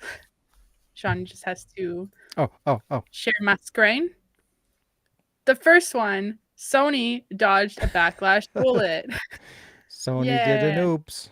I made up my own version, my own levels of PlayStation Plus tiers. So yeah, previous reports apparently stated that Sony was going to make players in Asia pay back their PS Plus discounts under the new system. There was, you know how like confusing this fucking tier system is, which I don't know if you do, but I fucking do. So apparently a lot of players that have stacked their PlayStation Plus subscriptions over the years, usually because they're at a discounted price, have recently been told by Sony that they would have to pay back the difference between the discounted price and the current price in order to transition to the tiers of the new system. This was reported by a lot of players in Asia, and now apparently there's this, since then have been a support email that was posted on Reset Era, which is a forum on VGC, and it seemed to explain that in detail. The email says, let me just find my notes here because they're really small and I don't have my glasses. So on that email from a Hong Kong support representative said that, like, blah, blah, blah, thank you for contacting PS Plus. They're like, thanks for contacting us. You owe us money. They said, since you purchased PS Plus at a discounted price at the time of the membership, there are two PS Plus memberships that cannot enjoy other discounts. One is the PS Plus membership bought with a discount, and two is the PS Plus membership redeemed with a redemption code. This is all stuff on that email, by the way, like support. Breathing is a thing I have to learn. The email also states that if a player needs to upgrade to level 2 or 3 premium membership, they would need to make up the difference between the previous discounted price and normal price, as I mentioned. An example was given in the email. Now, there's dollar monies that are HK. I don't know if that's like Hong Kong dollars, but I just wrote dollars. But just so you know, that's not like American, Canadian, or like pounds or whatever. So the example was that a membership, or PS Plus, membership costs $308 for 1 year. And the discounted cost is $187.60. This makes a difference of $120, which is the amount that a player would need to pay to upgrade to the second level, which I don't think is the amount that the second level costs. I'm not too sure on that. I haven't researched it too much because since all this shit came up, apparently there was a recent report from Sony that updated all of this shit saying it was technical error. So now after the players in Asia are all freaking out, Sony's like, oops, you don't owe us any money. And now they released a tweet that said, due to a technical support, players in Asia who have previously purchased PS Plus membership at a discount, sorry, I'm not breathing, have been incorrectly charged for their upgrading price. And this error has been fixed, and impacted errors will receive a credit. Thank you for your patience. So I feel like my title of "They dodged a fucking bullet" really works, because could you imagine if they did this shit in Asia, in America, like all over? People would be pissed and Sony would just go downhill. Like, first of all, you're introducing this whole new shit, which again, I don't know if it's just me, but it's very confusing. And now it's like, oh, by the way, you owe us money. And the alternative was like, if you don't want to pay what you owe us, that we're saying you owe us, then you're not moving up. You have to stay to this tier. So, yeah. Sounds about right. Fucking screwing over the consumer, or at least attempting to.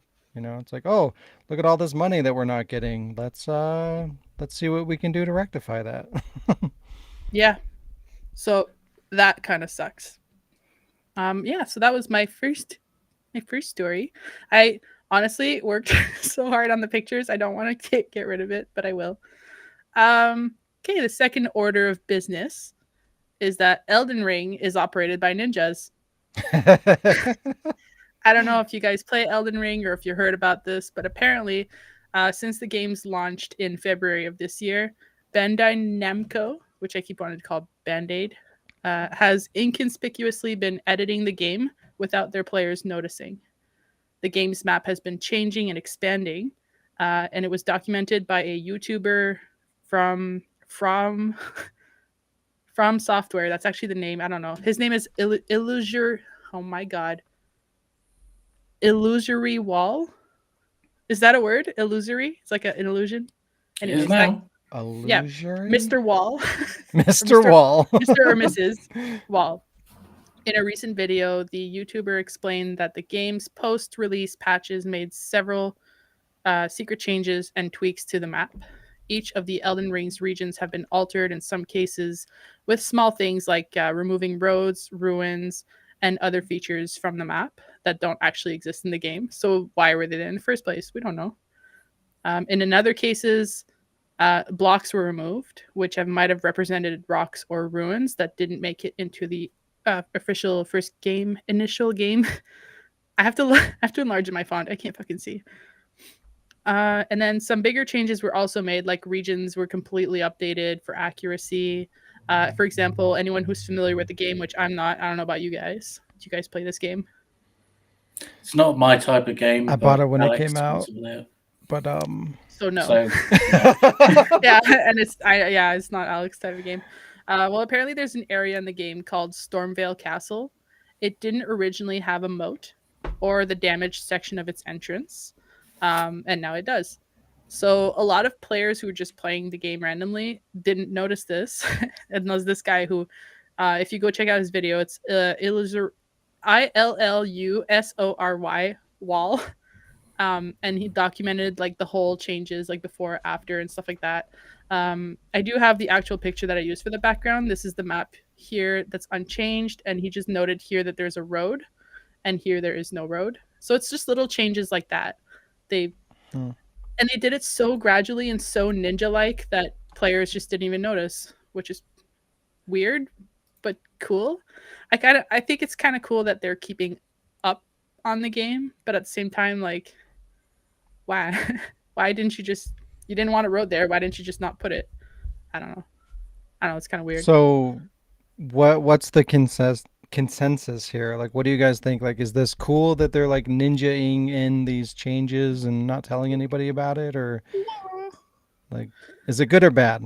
How do you feel? I feel like if they're doing it, like if they're gonna do it and change their mind or fix something, it's kind of cool that they're doing it like inconspicuously, so that you're not getting like, people aren't having to pay more for like a nicer map or wait for a remake or something. Like, they're just kind of fixing it as goes, and it's like, well, this is a weekly patch. You don't have to know what we did.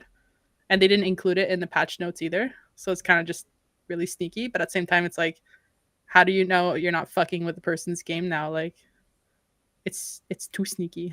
That's my thoughts. I don't know. What do you guys think? A, I couldn't give a shit, but B,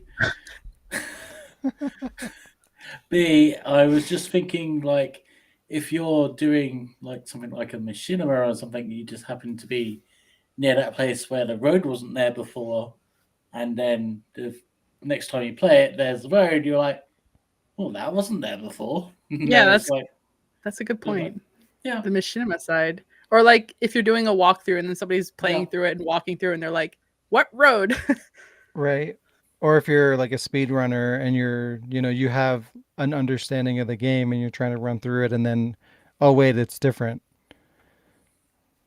Like, why? Could you? That's my thing. Like, I get that they're probably trying to make the game better or whatever, and it's minimal changes so they don't need to notify anybody or whatnot. But like, it goes back into what we've talked about a million times about, like, releasing broken games and making these modification post-release. Like, why? It shouldn't be a thing. Like, have a vision, make your game. This is what I want it to be. It's going to have all these elements. It's going to look this way, and finish it, like, don't release it until you're ready to release your final vision. You know, if it takes extra time to do that, just fucking wait. Like, don't just put it out there and then make all these tweaks and adjustments and whatnot. Like, it just, there's no benefit on the consumer end of it. You know, because like all the things that we just mentioned, like speedrunners, that's going to affect them. If somebody does a tutorial guide on the internet, it's going to affect them. You know, it's just like, why are we making these little tweaks and movements and adjustments when you could just have the vision of the game? You know, like people spend time and effort, like lots of time and effort, typing up or putting together these guides that can be as detailed as like, you know, entire maps and landscapes, and like these are the very specific, you know, locations of items and stuff like that. And people put time and energy because they care about the property, and you know, and they want to, that's the thing that they do, like that's the media they create or whatever, is making these guides to help players.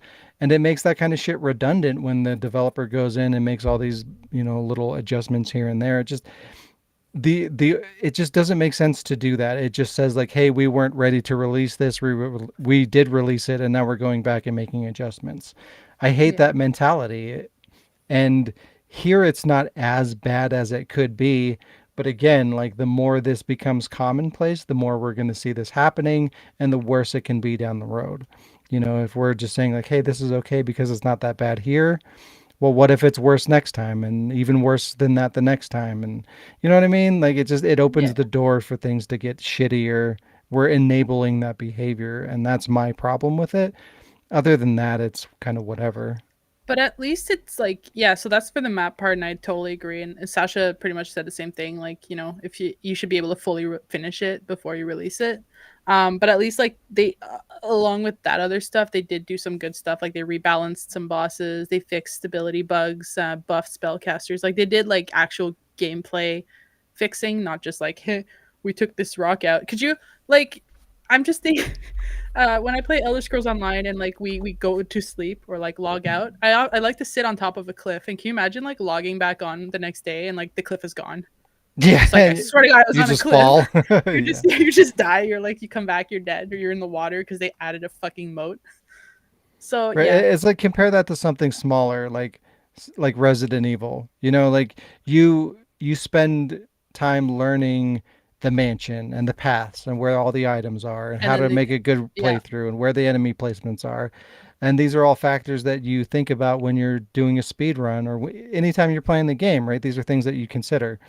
And if that's just changing periodically, like you're just randomly keep walking into breaking the walls. game. Yeah, it's like, okay, well, that hall's gone. Now there's a hall over here. You know, there was one enemy. Now there's two.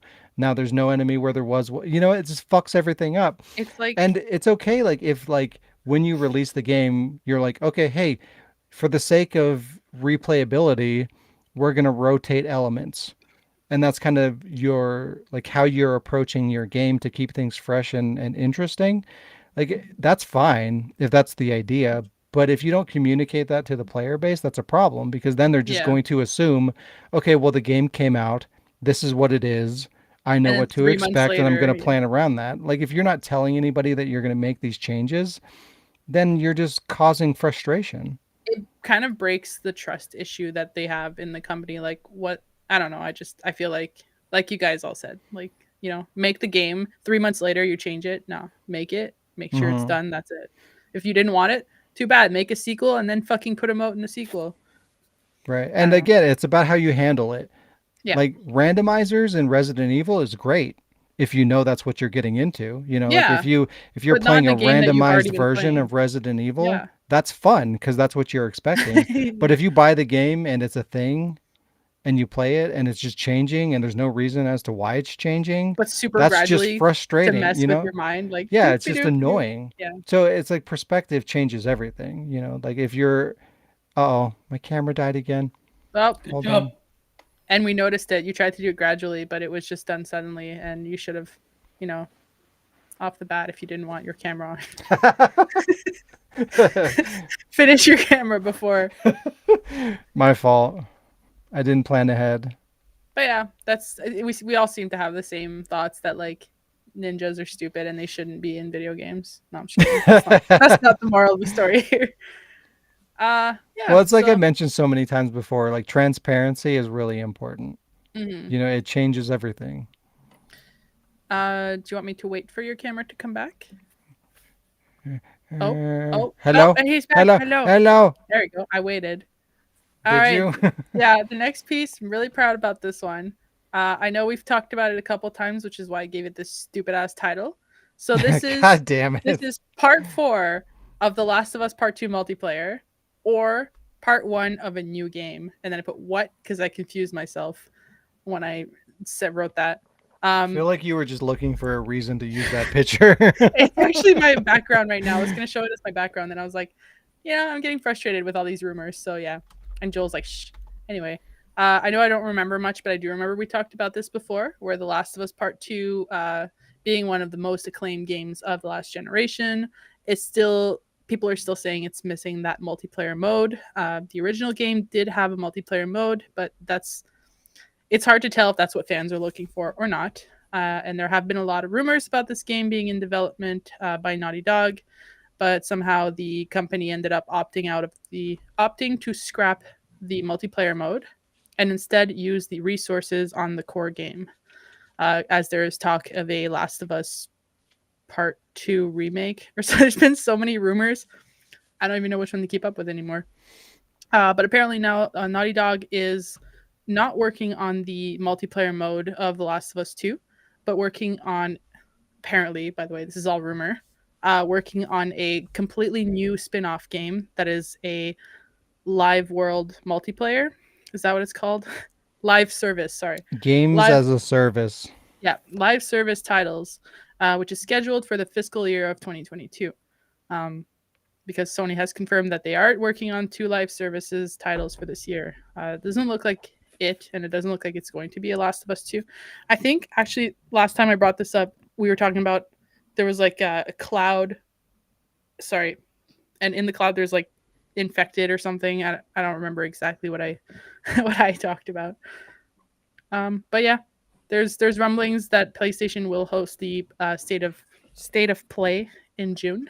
So I wouldn't be surprised if that's one of the details that we get out of a game that's multiplayer, that is infected based, and it is a spin-off of The Last of Us Part 2. And it's also rumored, like I said, yeah, a remake of The Last of Us is slated to release this year. I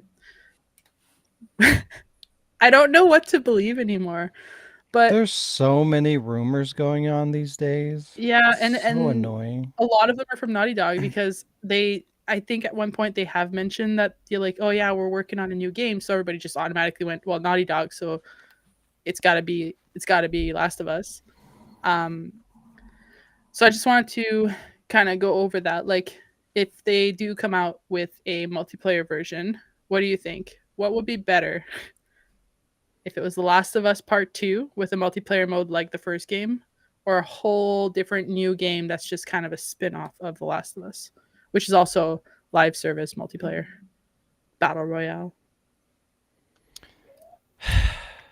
You should do Great. The Last of Us reversed. Oh my god, Village. Last of the Villages. I hate the way that I hate it all. I hate the way that we're delivering content. Like, I miss the days when things were more straightforward. You know, like why the first Last of Us, you had the full single player experience, which was a AAA title. It was polished, it was finished, it was great. Yeah. And, you know, because it's popular at the time, they also included multiplayer, which was good and functional. And like, I enjoyed it. Great. But like, with Last of Us 2, things have been so fucked up and all over the place. It's like, oh, there's going to be multiplayer. And then, oh, well, we're not going to include it in the final game. We're going to release it on its own. And then, oh, it's delayed. And then it's canceled. And then, oh, we're going to go back to it. Like, things are just so fucking crazy and all over the place at this point. Like, just do the thing. Like, why the fuck is everything out in the open and like all these rumors and bullshit, and we're doing this and then we're not doing this, and then, oh, well, we might do it. And, you know, like, just take a step back and get the fuck out of the spotlight and make your fucking game. I Like, want to use this you right guys now. are in an office building as a team with a leader. Like, work together to determine, like, what is the game going to be? Is it a single player game? Does it have multiplayer? Are they going to be separate? What are we doing? Like, what's the plan? And fucking execute that plan. Like, you're just ruining expectations. Like, by the time this multiplayer thing comes out, like, I don't care anymore. Yeah, Like, nobody's gonna. They're yeah, gonna be no one's playing gonna give a fucking shit, Elden Ring 3.5 map change And DLC. especially on the back end of like the way that The Last of Us 2 was received, there was all the controversy and a lot of people Yeah. didn't like the characters and the story. Like, people right now aren't going to be interested in doing, Last of Us 2 multiplayer at this point. You know, the time for that would have been, you went through the campaign and you were a little disappointed with the way the story, the way the It's direction been. the story Yeah. went. So, okay, well, let me play the multiplayer and get into that. But the moment for that to happen is gone. But now we're Yeah, still it's kind talking of. about, oh, we're doing the multiplayer thing. And It's kind of like, and the fact that they're just like, oh, we're working on a game, and they're like hinting that that's what it is, but then they're kind of like, haha, nope, haha, nope. That's even worse. Right? things are just so unprofessional. Like, Yeah. these are companies. Again, remember when we went over like how much these companies make and how much these CEOs make per hour? Like, they're making stupid amounts of money. So Yeah. why can't they do the basics? Why can't you just come up with a creative vision and make a product? Why is Yeah. it so messy? Why is everything a problem? Why is everything coming out broken? Because What? I don't this understand. is the world. It. I. Yeah.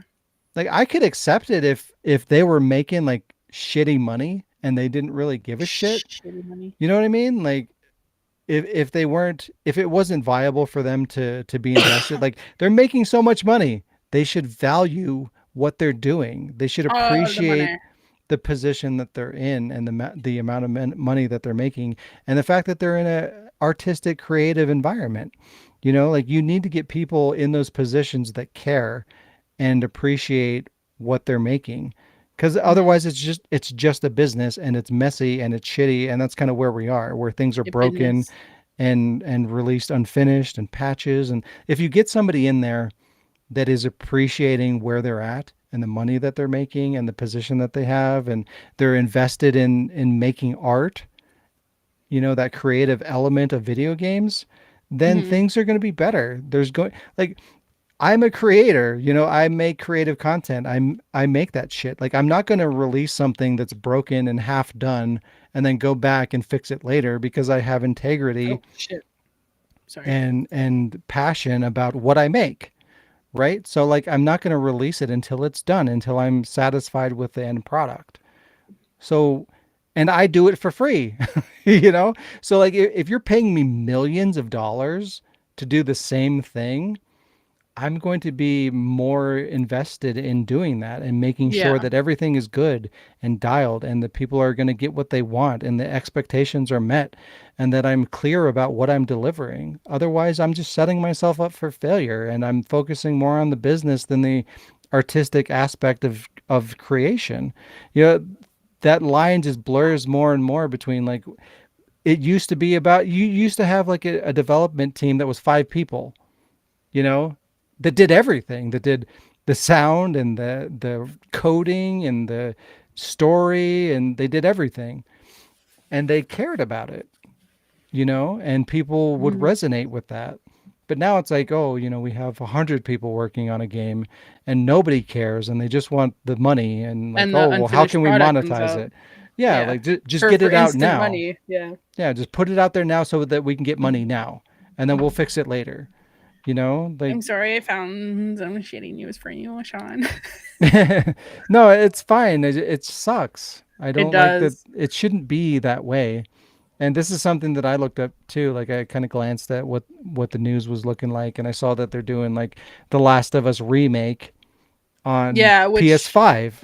Why? Remember They've when I was already- bitching about remaking The Last of Us on PS4? Like now we're doing it on PS5? Yeah. Why? This game is not that old. It's all about the money.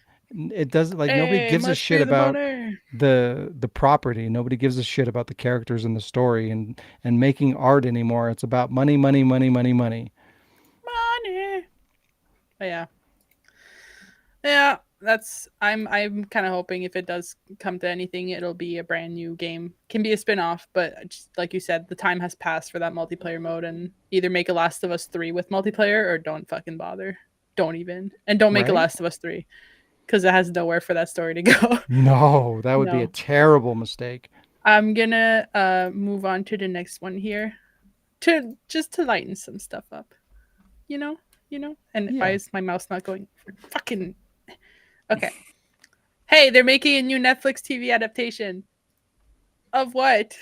Resident Evil. I said new. Oh. This was just Well, recently it's not out announced. yet, so. Thursday, the 26th, Netflix has announced its newest TV adaptation of a video game. Can anyone guess what it is? Notice how I put "Don't fuck it up, please." Kirby's Dream Land. Tomb Raider. Oh, you're not sharing my screen. Oh shit. There you go. Worked hard on this. No, it's Sonic not Tomb 06. Raider, but it's pretty close. Not actually, but yeah, Uncharted. it's Horizon. Woo! Crowd goes Oh wild. yeah. Netflix has announced that the TV adaptation of Horizon Zero Dawn / Forbidden West is in the works under guidance of Sony. So that's kind of cool right there. Sony's watching. Big Brother's watching. It used to mean something. Just don't. Oh yeah, they are working on Gran Turismo. So fans are apparently hitting up Twitter to. There's not a lot of information on the show yet, other than just it was just announced Thursday. But fans are already putting in their votes for who should be playing Aloy. And in these suggestions, one actress in particular seems to be in the common thoughts. Her name is, hang on, my mouse is not working, Rose Leslie from Game of Thrones. Totally can see it. That'd be great. Apparently, not only does the actress look a whole fucking hell of a lot like Aloy and, the ginger hair, but apparently she is really well trained with a bow. So I've watched a couple of clips from the show. I know you watched the show. I don't know if Alec or anybody has watched the show. Nope. Her character, Ygritte. Ygritte. I don't know how to. Right. That's right. That's right. Yeah. Ygritte. Anyways, Yeah. the ginger one does have a ginger one. I watched a couple of clips and I do agree that okay, she could totally play it. Yeah. There's just a couple of comments that are circulating about how the actress is a lot older than Aloy. She's in her mid-20s. Aloy's supposed to be in her early 20s in the game. So a lot of people are also, I don't have a picture, but people are saying another name would be Erin Kellyman. She was in Solo, a Star Wars story. I haven't watched that.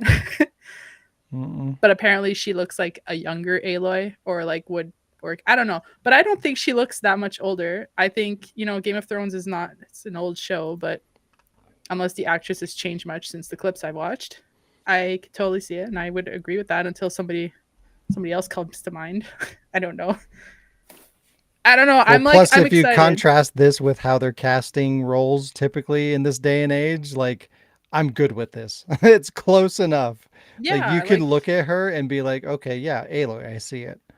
Watch, they're gonna be like, nope, and they're gonna pull some random ass person like Pascal. No.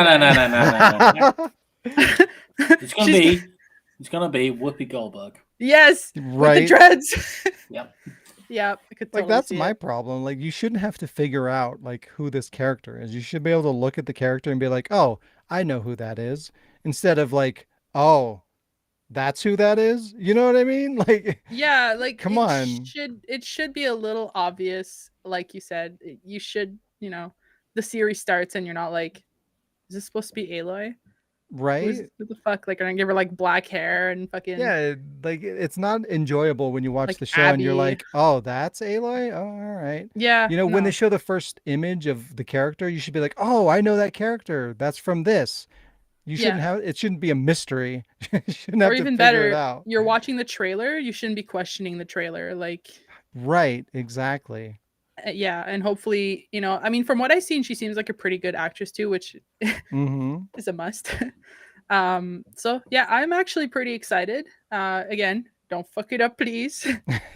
But I was kind of on the fence when we were talking about the Tomb Raider anime. I think that's gonna end well. I still haven't seen much about it, but now if this is announced and it actually goes into production, I kind of hope that they shoot it in like really cool places like New Zealand with the mountains and stuff. Because if they don't have a lot of mountains, fucking no, don't just go in a forest somewhere in Vancouver and film it. It's got to have the mountains.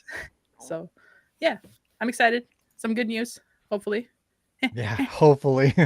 I have a one last little bit of news. It's not really video game related. I just really had to share it. I don't know why. A new indie horror movie adaptation is being made. And does anyone want to guess what it is with the pictures that I have here? Shrek. Shrek.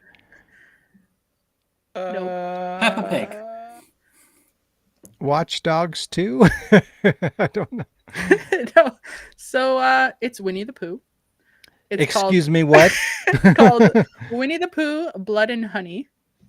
The indie title is currently in production by director Reese Frake Waterfield, who directed movies such as, gotta find them titles, The Legend of Jack and Jill and Curse of Humpty Dumpty. So this is a movie that is definitely going to hit my fucking 12 days of shitty movies list in December. I can't wait. It includes the cast includes actors that you've probably never heard of, such as Craig David Dowsett as Winnie and Chris Cordell as Piglet. This is Piglet. And this is Winnie the Pooh. And that's some random hoe in a bath. Random hoe in a bath. People are probably wondering how the hell, well, two things. One, why?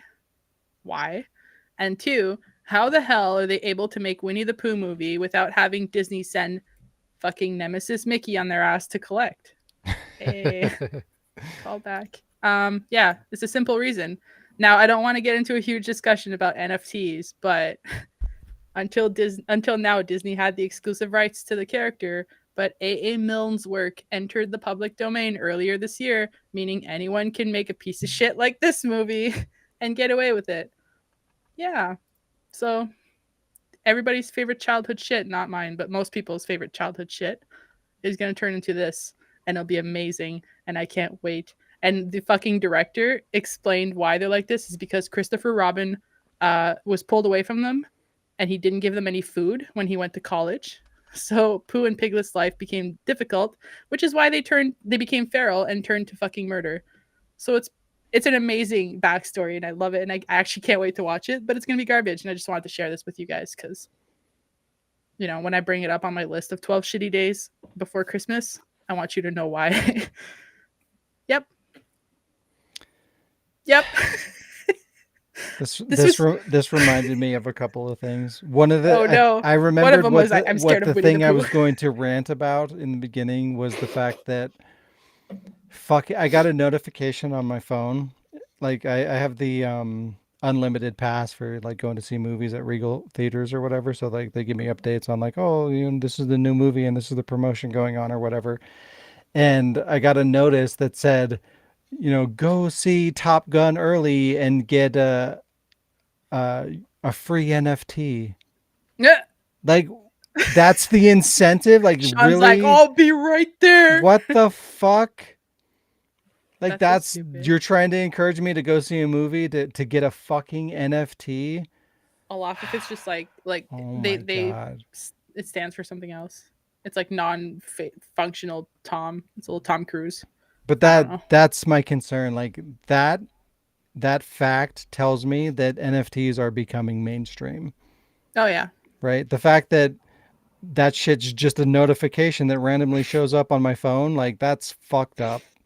And that was my concern. Like, you know, why?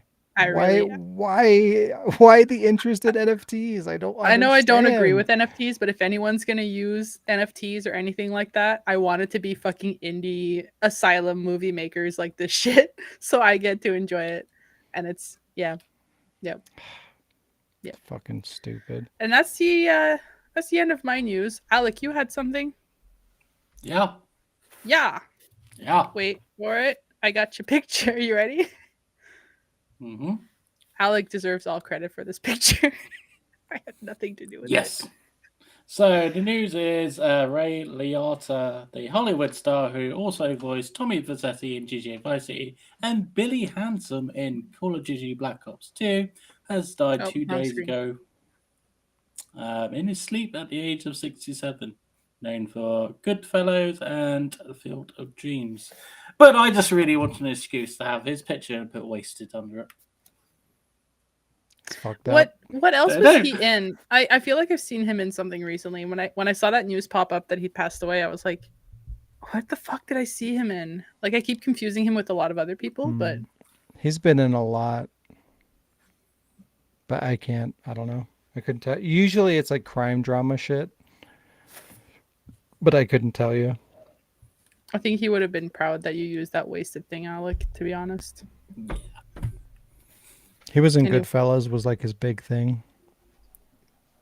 Goodfellas. I think he probably just Goodfellas. did like a guest star in something that like for really short.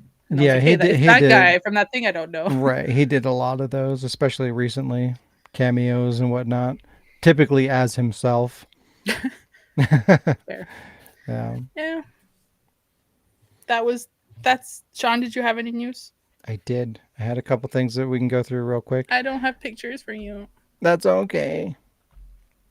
But I did want to. I said one of two things was what I was talking about earlier. One was the NFT. The other thing was the fact that they're trying to turn over how long copyright law is good for. So I believe initially it was like 90 years, something like 90 that. years? Long time. It's basically a lifetime.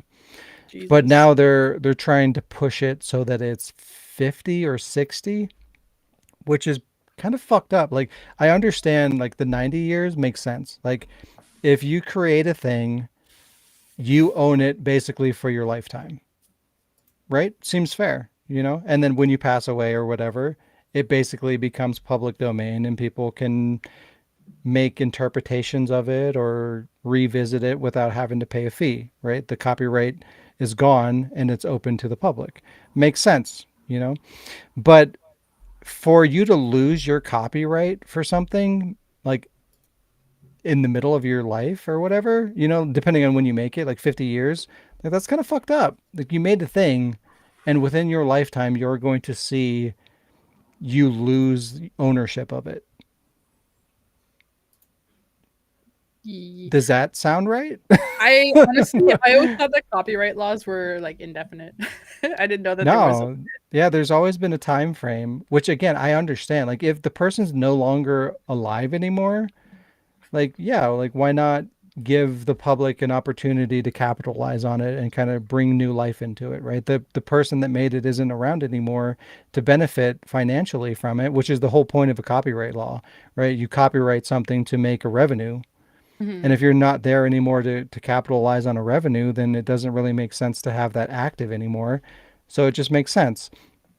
But to have it end within your lifetime and you lose the rights to gain an income from the thing that you made, that's fucking horse shit. You know, like this is something that happened to George Romero with Night of the Living Dead. Like he made Night of the Living Dead, and like when they were initially making it, they had called it like Night of the Flesh Eaters or something like that, and it was copywritten or existed in some form or another, and they had to last minute change it from Night of the Flesh Eaters to Night of the Living Dead, and they didn't copyright that name. So they made no money off of Night of the Living Dead. And you can see all these like really shitty, like indie interpretations of Night of the Living Dead that people had made because they could do it because it's public domain. And, you know, it just kind of tarnished the name, you know, because you have all these variations of Night of the Living Dead and most of them are really shitty. So it just kind of makes the property, the value of that name kind of mean less. Plus, there's the fact that, you know, George Romero didn't make any money off of a monumental, you know, iconic film. But yeah, like, so now you're kind of opening the door for that to happen way sooner than it should.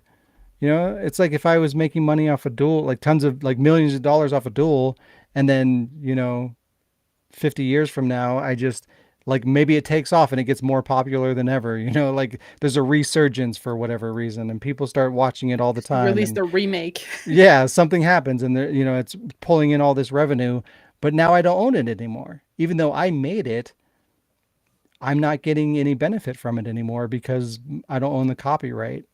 Like, that's fucked up. Although Capcom made the game. Yeah, Capcom come knocking. Right. Maybe that's a bad example, but I'm just saying, like, if you own a thing and that happens, it's fucked up. You should own whatever you made a created sandwich across your lifetime. If I copyrighted my penis in 50 years' time, someone else could use my penis. No, because your mom made that so she could come knocking. Oh, damn it. Yeah. There's always. But if I copyright my cum. Gross. Wow.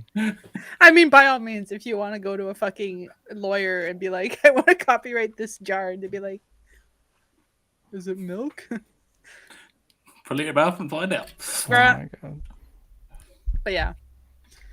That's just, as a creator, I just find that infinitely annoying.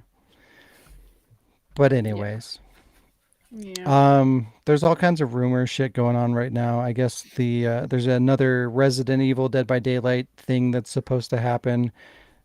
I guess Project W is what they're calling it. So rumor has it that they're going to be doing Wesker as a Dead by Daylight killer, and they're going to have Rebecca as a survivor and Ada as well. Which seems like a really random selection of characters, like Wesker, Ada, and Rebecca. Like I get Ada, like Ada worked with Wesker in 4 and whatnot, so there is a tie-in there. But like, where's Rebecca come in? She's the medic. Do you always need a medic? I don't know. And then I think about like playing Dead by Daylight and facing Wesker in that environment. Like, yeah, you're at the door and you're like, I'm gonna get it. Like, you have all these monster characters and then Wesker. Okay. Seven. I hope so. There should be a spam button for you to just say 7. But I'm a fan. Obviously, I was Wesker's house. I'm a big fan of Wesker, but Wesker's house. Like, maybe utilize him properly. Why do this? It doesn't really make any sense. It's just going to be awkward and weird. What else? More rumors going on about Silent Hill games resurging and coming back. There's supposed to be a Silent Hill 2 full-blown remake on PS5. And I guess there's supposed to be like a new mainline entry and a couple other things that are floating around. But I guess recently these remakes have been tied to I think it's an indie developer, Bloober, who does,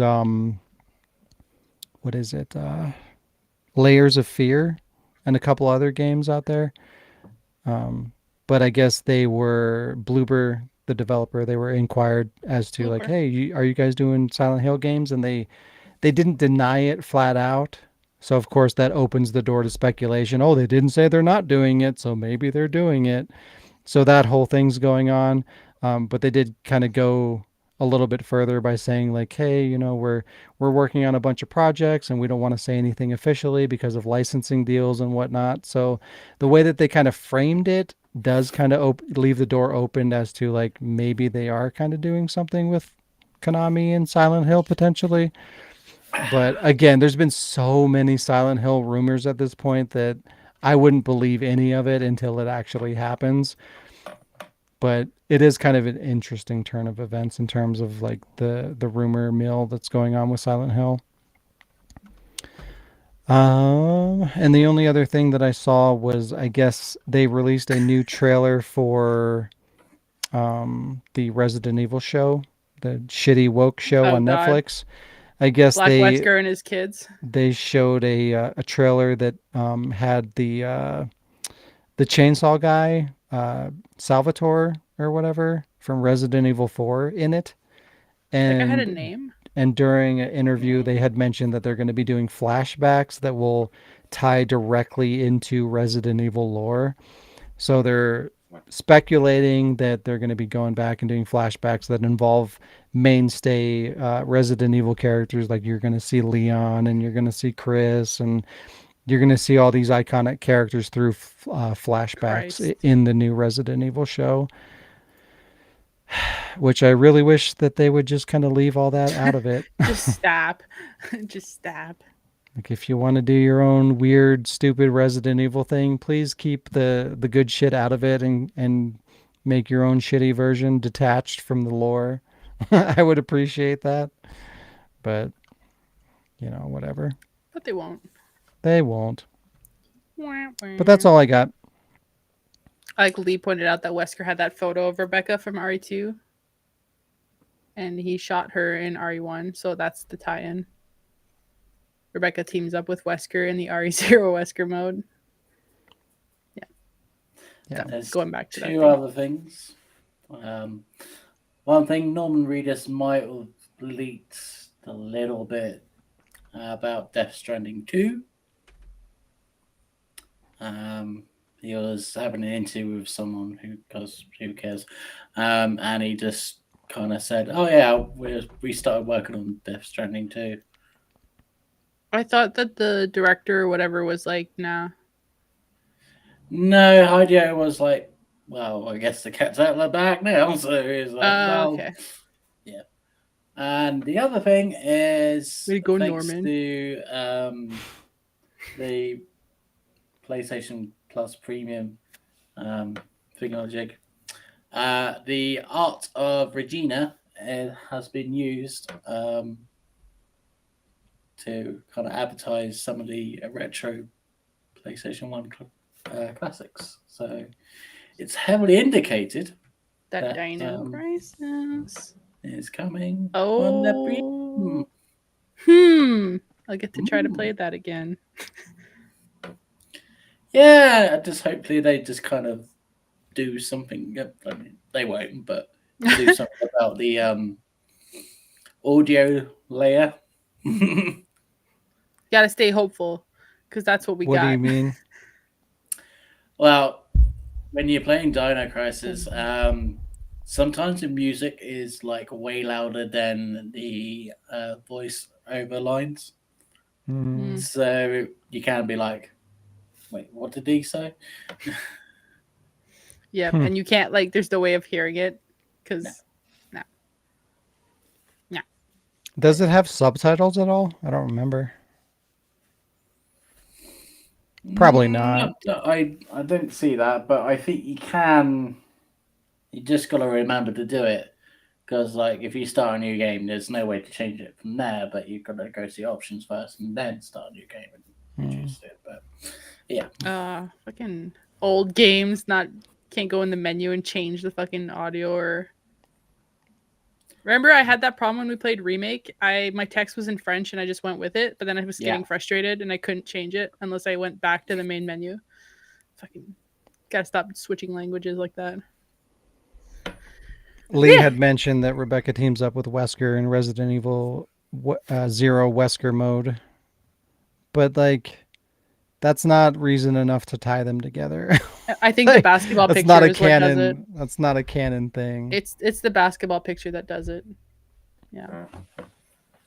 On his desk. Yeah. I think that's it for the news. Okay. It's game time. There you go. So I don't have games because I suck. Host things. I didn't have time. I know Alec has games. Sean, you said you don't have a game this week. So Alec, send me pictures for a couple of games. Which one you want to do first? And then I need whatever one you pick up. Cool. I'll need Sean to share my screen. And I guess we can do the monster. Yeah, sure. Yeah. So I tried not to look at it when you sent it to me, but did you send me the reveal or you're just going to reveal it to us afterwards? No, I'll send you the reveal after. Okay. Yeah, so I got scared by it, so I didn't look at it. In case you don't know, the monster game is where I come up with video game characters' body parts and I put them all together. You guys just have to tell me which video game characters consist of this monster.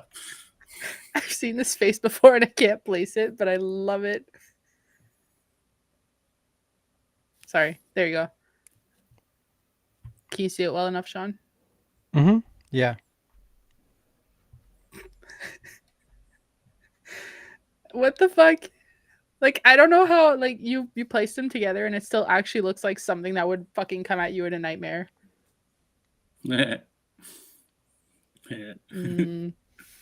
So this little red ribbon here makes me think of either like Assassin's Creed or Prince of Persia.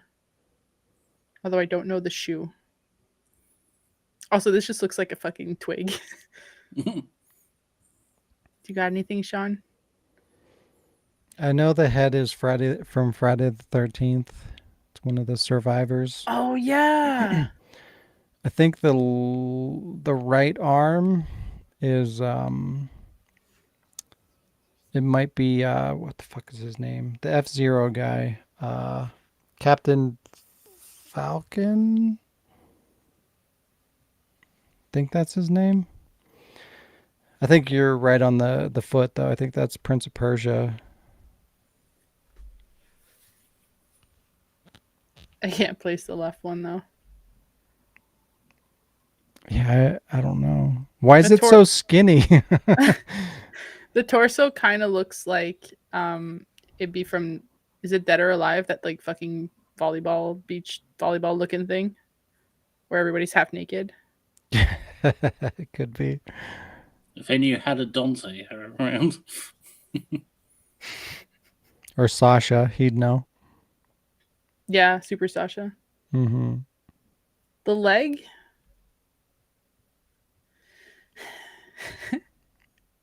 I don't know. Like, it's definitely somebody, like, it's an older game because everybody in older games are like fucking toothpicks. Pixel toothpicks. I can't tell the left arm too.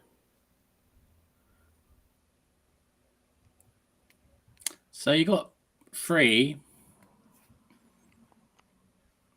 Are you gonna tell us which ones? The head, so obviously. Now that you mentioned it, it's Friday the 13th. Yeah. Yep. So the head is Chad Kensington. I knew he had like a stupid like, I'm Chad, like I have a yacht kind of from name. Friday the 13th. The body is Helena from Dead or Alive Extreme. The arm, or one of the arms, is Captain Falcon from F-Zero. But So that's about not the Prince of Persia. Who else has a fucking little red ribbon on their pants? I feel like maybe it could be like a Fable character. Yeah, it looks like either Fable or like Final Fantasy 2. Not Final Fantasy 2, but like as well. Like Waka, or I can't remember what people wear, like what clothes they wear. And the left arm is like a fucking vampire with a shoulder pad. Or like Voldemort. I don't know what Voldemort looks like.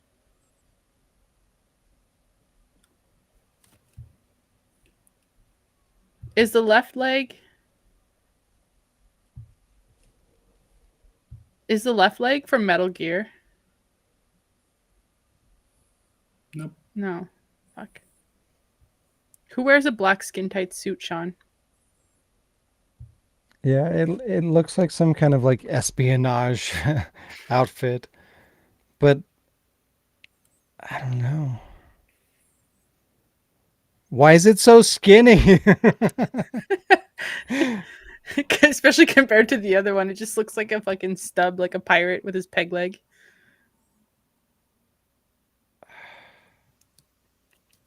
I bet it's Wesker from RE5. Yep. But skinny. You can't have big thighs forever. Yep. He's on I an feel like the Ouroboros. other arm is like a Kingdom Hearts thing or a Devil May Cry. But I don't know. Chat, Just- any more guesses? With the little arc here, it looks like he cut out like something of the body that would give it away. Or that's a really fucking weirdly shaped arm. Is it the dipshit from Vampire Rain? No. Damn it. Lee says the other leg is Psycho Mantis. Mantis. That's a good guess. It's not Metal Gear. Yeah. All right, it's I'm not- going to send the reveal to... Yeah. you. I have no idea. At first I thought it was like Battlesuit Jill, but her suit is like blue. Yeah. Her suit is always blue. It's purple. Oh, you fucking ass. Oh, how did I not? Okay, well, I'm just... What? Hang on. This is the reveal. Who the fuck is the dipshit in the middle? It's Raphael from Soul Calibur 2. He was in Soul Calibur 2? Yeah. There is the Grim Reaper, the other arm from The Sims, fucking Lupo. and yeah, Lupo, the other leg. It looks a lot skinnier in this picture. Oh, where did it go? I lost the picture, but it looks a lot skinnier in the other picture. It does, yeah. I think it's in comparison, I guess. Fucking Lupo. And you said this was who? The Grim Reaper? Yeah, from The Sims. Oh, I said vampire. Close. Fucking Chad. That was a good one. Fucking Lupo through was like her suit does look like something out of fucking Metal Gear 2. I was All right. right. I knew it was some kind of tactical fucking outfit. Yeah. Fucking the favorite character from that game. Didn't even get it. Lame. And the last game, Where did it go? Here it is. it's called Reverse and Remember. And I put the reverse there just to annoy Sean. I know. So- I was like, I heard the sigh in my head when you first sent it to me. All you have to Why do do is, you torment me so? because it's fun. All you have to do is listen to the reverse video game audio clip and tell me what it is. Is it a clip from the game Reverse, or is it just a reversed clip of a game? I mean, I haven't been able to play reverse, so you know. Okay, good. All right.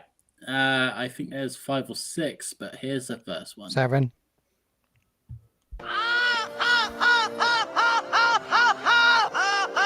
Final Fantasy X. Tidus's dumb, stupid, fucking shithead laugh. Tidus. TDs. Yeah, that is TDS's goddamn stupid Here, I laugh. can So, get this. You don't need this one. Good. and here's the original. It's like the same thing. All right. That scene is so fucking awkward. Oh my god. How about God. this one?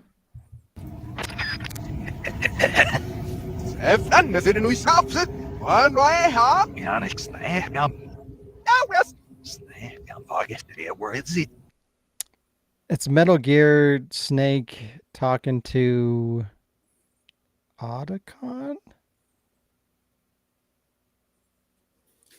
Have a listen again.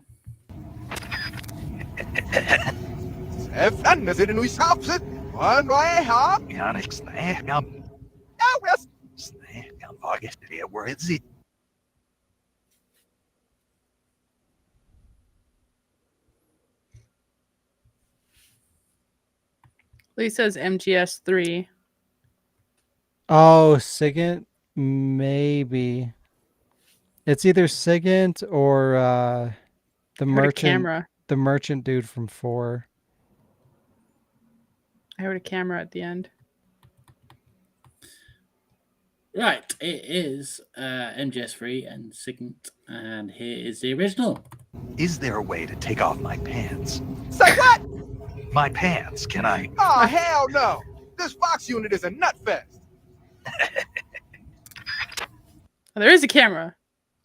It's more of the click of the radio. Uh All right, what about this one?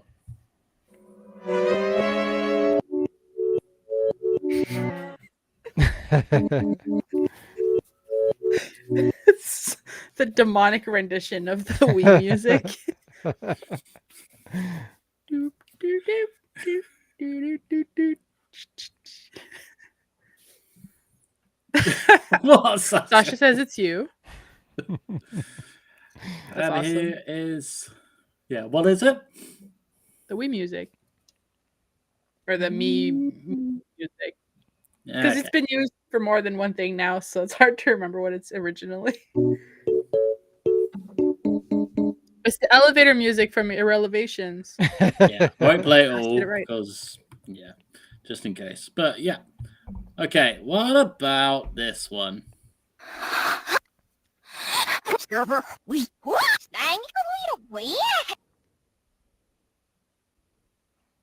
Ashley from Resident Evil 4.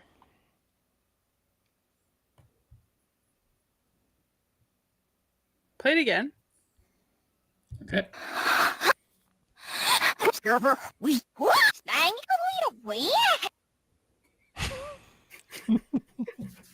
It's got to It's be Ashley- Ashley. I know that Ashley speaking stupid voice Japanese. anyway.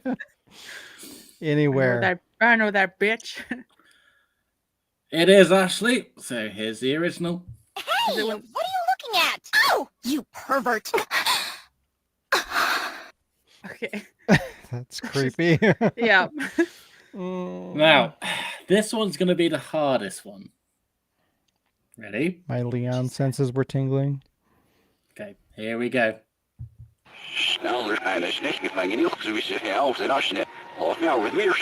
PT. Radio guy.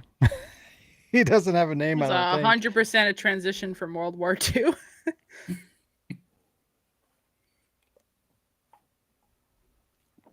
Yeah, what Sean said, because he recognized it way too fast. I mean, I don't know. What? I don't know. Okay, Sean, you're all right. It's from PT. Here's the original. The day of the crime, the father went to the trunk of his car, retrieved the rifle, and shot his wife as she was cleaning up the kitchen after lunch. As one does. I still think it sounded really German in reverse. But for, just for fun trivia, what is actually the first game that it appeared on? It was. Silent I Hill. didn't know it was on something else. Mm-hmm. Silent Hill 1. I have Fatal no idea. Frame. Resident Evil. That game with the camera. No, that's Fatal Frame. That Siren. Yeah, Siren. The game with the Australians. What?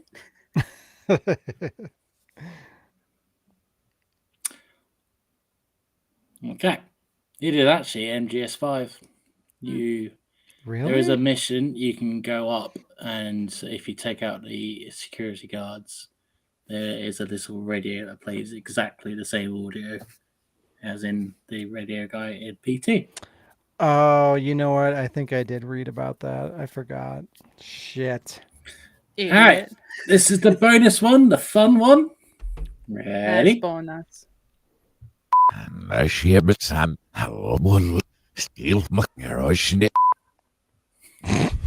What? Do you want to play it again?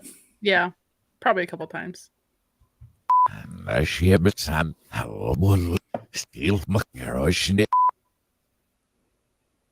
Do I know this game? That does not sound familiar at all. Let's do it one more time. Ready?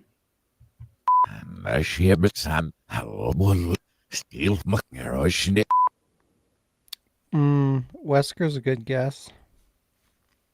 At first, I thought it was going to be like 7. 7. But I listened for like 7 in reverse and didn't hear it. I'm going with Sasha. But it doesn't sound like Wesker, though. It kind of does, like barely. Well, one more time. One more time. 7 more. I think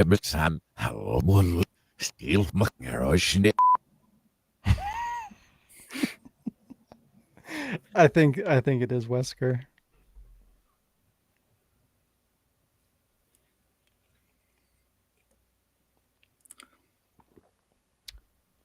One more time. Yes.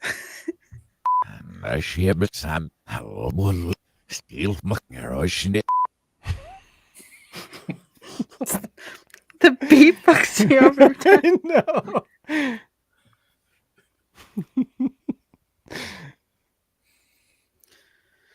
don't know.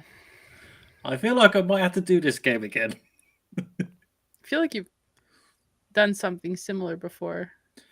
Yeah. But it would have been a while ago. All right. Someone from the cinema. It's Sean. Okay, Sasha, you get a point because it is Wesker. And Sean, I suppose you get a half point because you... What? Because you agreed. And here is the original. Ready? Ensuring complete global masturbation. So it's not Wesker. This is why it's a bonus one, because it's just like, you know who it might be, but I'm going to switch it up a little bit. It's a tarp. Was a tarp. Tarpy And tarp. that's the end of the games. Tarp. Games. Don't worry, I shall come up with some more games, even when I'll be hosting next week. Scams is scams. What did I do? I think the only thing we have left is read your comments. Read your comments. Which we did forget to do last time. It's because we weren't here last time. Stupid. Just kidding. No, Yeah, we ran out of time last time. Yeah. Nah.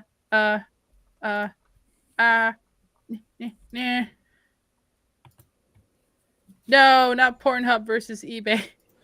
What? Sasha, we want to listen to it again. Okay, fine.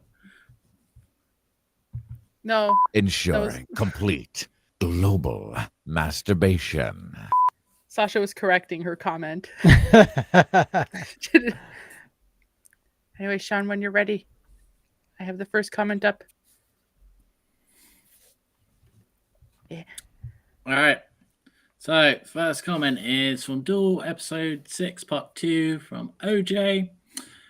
Can I join your cause? Blam! Does that answer your question? Question 1. Is that OJ Simpson? Because the commentary was OJ, so I stuck a picture of OJ Simpson. So, question 1. What is Leon's cause? Murder? Murder and escape. Not saving Ashley. Yeah, not saving. Anything but. All right. Question 2. What is a question you ask yourself but you don't know the answer to? Why am I doing this? Not the podcast, but this in general. This.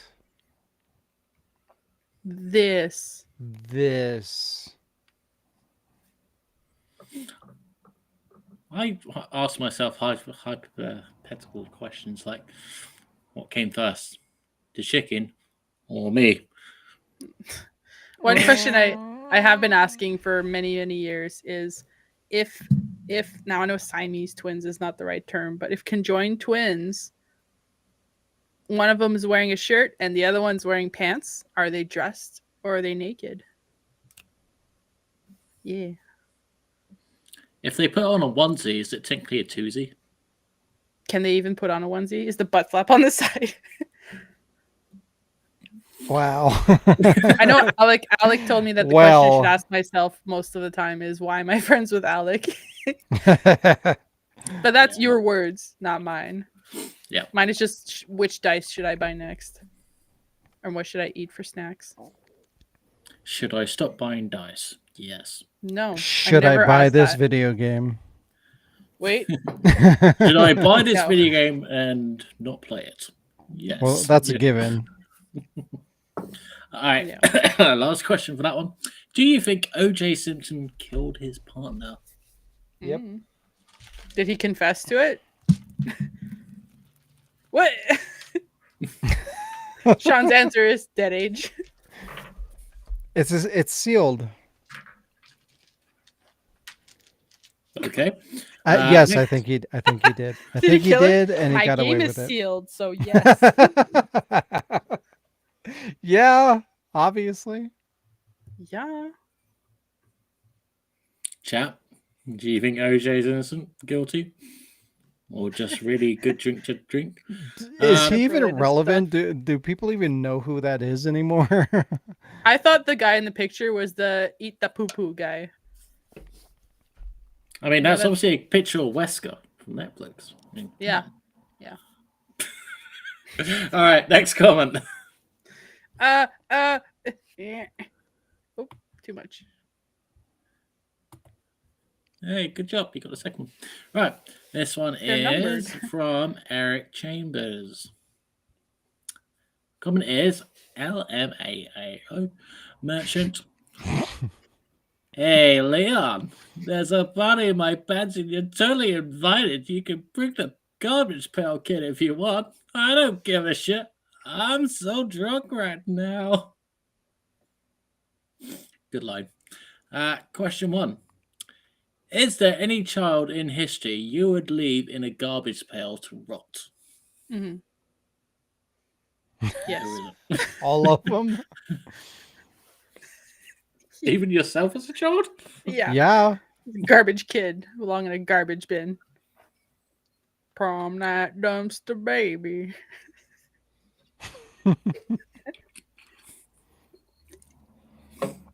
Baby Hitler. He should have been left in a garbage. Such a fucking random line. Oops, I hit my hat. It's funny how people say Hitler. It's just like, well, I mean, you think of one bad person that could have been, that should have been in the garbage when they were little.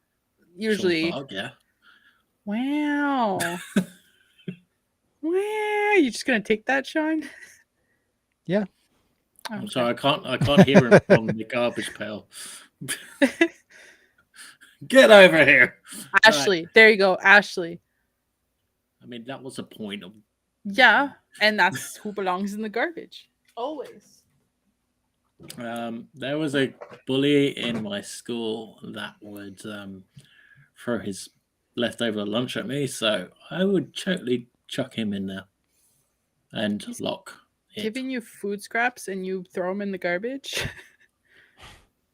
You throw him in my very curly hair, yeah. Yeah. So he can die. Question 2.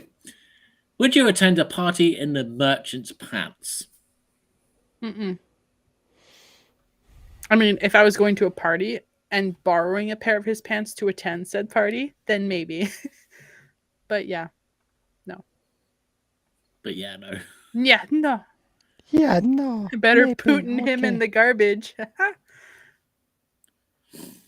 I'm going to say yes, not just because I'm gay, but mainly to see how much of a party you can get inside merchant's pants. You know, and you can rob him. It's like his trench coat. It's infinite. Yeah. It's like the bag of holding. Stranger. Now that's a party. A pants party. All right, question 3. What's the worst thing you have done when you were drunk?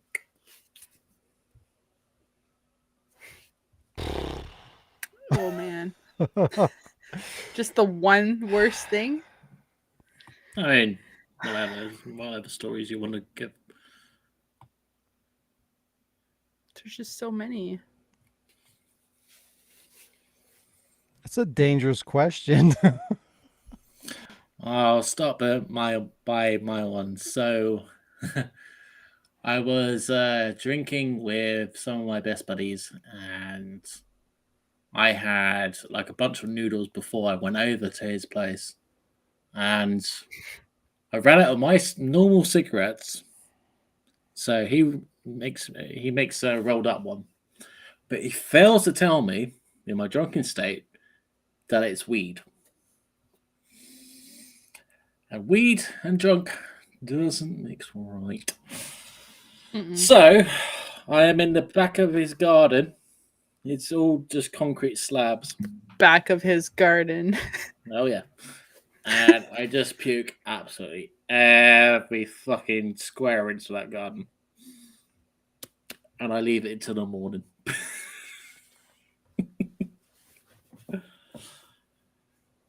But, yeah. I don't think I can say mine. I can say part of mine. I'm not comfortable saying mine on the internet. Oh, he punched a kid and threw him in the garbage. He started duel. Oh, wow. That was completely sober. Finished duel. Apparently, I was drunk with Andrew when we came up with the residence. But that wasn't the worst thing we did. I'd say it's when I was 16 and me and my friend were drinking with like some older kids and we went walking through the graveyard because that was the cool thing to do. Like walk through the graveyard at night and hide from the guy in his truck who like does his rounds. I'm trying to remember most of it. I don't know. I think that was just pretty fucking stupid. And the night did not end well. And we were very sick, I think, the next day. Yeah. It's hard to pick one. Right? Any night that you wake up in a puddle of vomit is not a good night. That's happened before. Oh, then yeah. I'm like, I don't think I've ever thrown up from being sick. Yeah, I've blacked out a couple of times and woken up in vomit, and it's not not fun because it's like, yeah, because like you don't know what the fuck even happened. You're just like, why am I in this situation? It's not good. I definitely have it.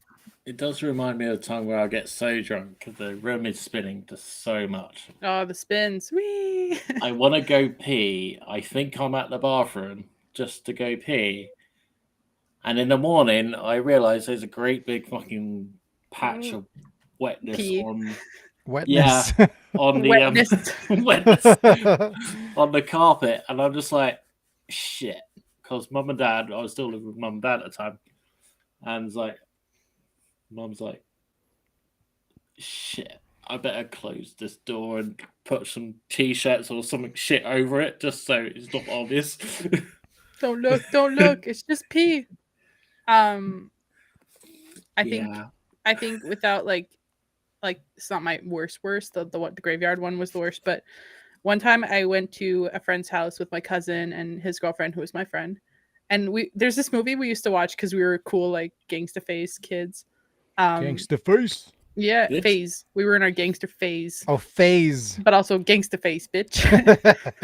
We watched this movie called How High, and I don't know if you've seen it. It's really stupid. But there's a scene where the guy, Red Man and Method Man. Yeah, and there's a scene where like he smokes and he thinks he's a ghost and he like runs by the car and he's like, I'm a ghost, and we used to fucking laugh at that so much. So we were drinking. I had ginger ale or like cranberry ginger ale and vodka, which to this day do not want to drink cranberry anything. I got so fucking sick and then I fell asleep and they gave me a bucket and I woke up in the middle of the night and I went to throw up and it was just like red everywhere on my face and I thought I was bleeding. I was like, oh my god, I'm fucking dying. And ketchup. Then no, the next day when I woke up again and my friends were like helping me, like they were holding the shower head so I could stick my head and they could put cold water because apparently that helps. They were laughing and they showed me a picture where they had put ridiculous amounts of red lipstick on my face and given me a sign that said I'm a ghost, and I was like passed out in the picture. And the lipstick had smeared everywhere in my sleep, and I thought I was bleeding and I was like dying.